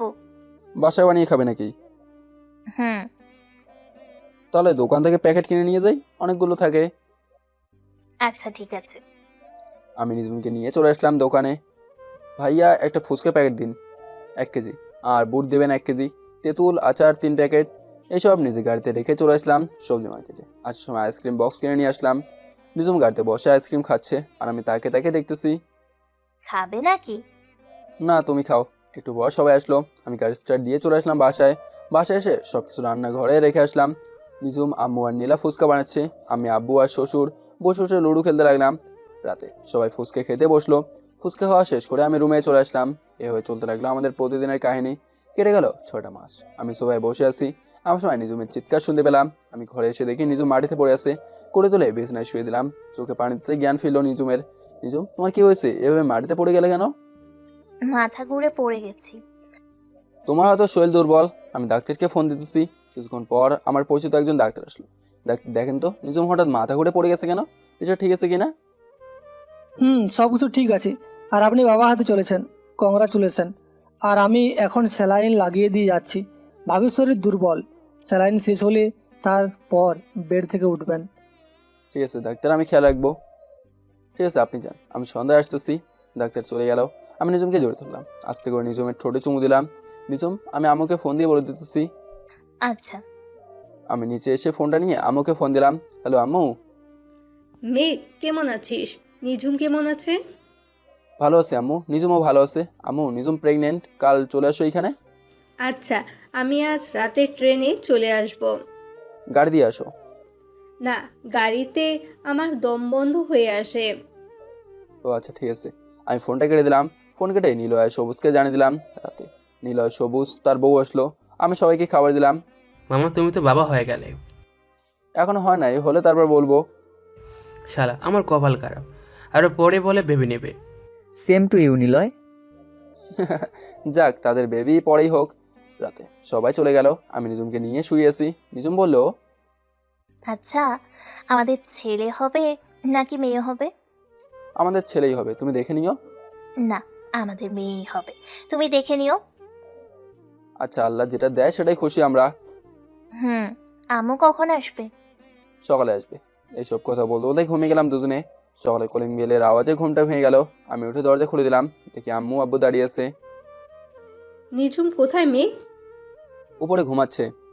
ও, ঘরে বাজার করা আছে। আম্মু আছে, তুমি যেরাও আমি রান্না করে নিয়ে এসেছি। তোর রান্না করতে হবে না, তুই নিঝুমের কাছে যা। আচ্ছা ঠিক আছে। আমি চলে আসলাম রুমে, এসে দেখি নিজুম উঠে বসে আছে। আমও এসেছে নাকি? এসেছে, তুমি ফ্রেশ হয়ে নাও। আচ্ছা। নিজুম ফ্রেশ হয়ে আসলো, দুজন নিচে চলে আসলাম। নিচে এসে খাওয়া দাওয়া করে নিলাম। খাওয়া দাওয়া করে সবাই বসে আড্ডা দিতে লাগলাম। কেটে গেল আরো 5টা মাস। আজ নিজুমের অপারেশন। নিজুমকে অপারেশন থিয়েটারে ঢোকালো। আমি, আম্মু আব্বু, শ্বশুর আব্বু সবাই বসে আছি। নিজুমের জন্য চিন্তা হচ্ছে। প্রায় 30 মিনিট পর কান্নার শব্দ পেলাম। একটু পর দুজন নার্স কোলে করে দুটো বেবিকে নিয়ে আসলো। কংগ্রাচুলেশনস, আপনার ডুয়েট বেবি হয়েছে। আমি আমার দুটো বেবিকে করে নিয়ে আব্বু আম্মুর কাছেই দিয়ে বললাম, নার্স আমার স্ত্রী কেমন আছে? আপনার স্ত্রী সুস্থ আছে। কিছুক্ষণ পর আপনার স্ত্রীকে কেবিনে শিফট করা হবে, তখন দেখতে পারবেন। ঠিক আছে, আর এই টাকাগুলো রাখেন। না, আমাদের লাগবে না। আরে রাখেন, আমি খুশি হয়ে আপনাকে দিয়েছি। নার্স টাকাগুলো নিয়ে চলে গেল। কিছুক্ষণ পর নিজুমকে কেবিনে শিফট করা হলো। আমি নিজুমের কাছে গিয়ে তার মাথায় হাত বুলোতে লাগলাম। নিজুম চোখ খুলে বলল, আমার বেবি কেমন আছে? ভালো আছে। একটু পর আম্মু আব্বু নিয়ে আসবে। আর তোমার দুটো বেবি হয়েছে, একটা ছেলে একটা মেয়ে। ও, আমি আমার ছেলে মেয়েদের দেখব। বলছে তো আম্মু আব্বু নিয়ে আসবে এখনই। ওই তো চলে এসেছে। এই নাও তোমার ছেলে আর মেয়ে। আমার তো ছেলে মেয়ে, তোমার তো আর কিছু না। আমাদের দুজনের তো সব। নিজুমকে প্রায় 3 দিন পর হাসপাতাল থেকে রিলিজ দিল। নিজুমকে বাসায় নিয়ে আসলাম। আমার ছেলের নাম রাখা হলো সৌরভ, আর মেয়ের নাম রাখা হলো সোনালী। সবাই দোয়া করবেন আমার ছেলে মেয়ের জন্য। ধন্যবাদ। আবার দেখা হবে নতুন কোনো গল্পে।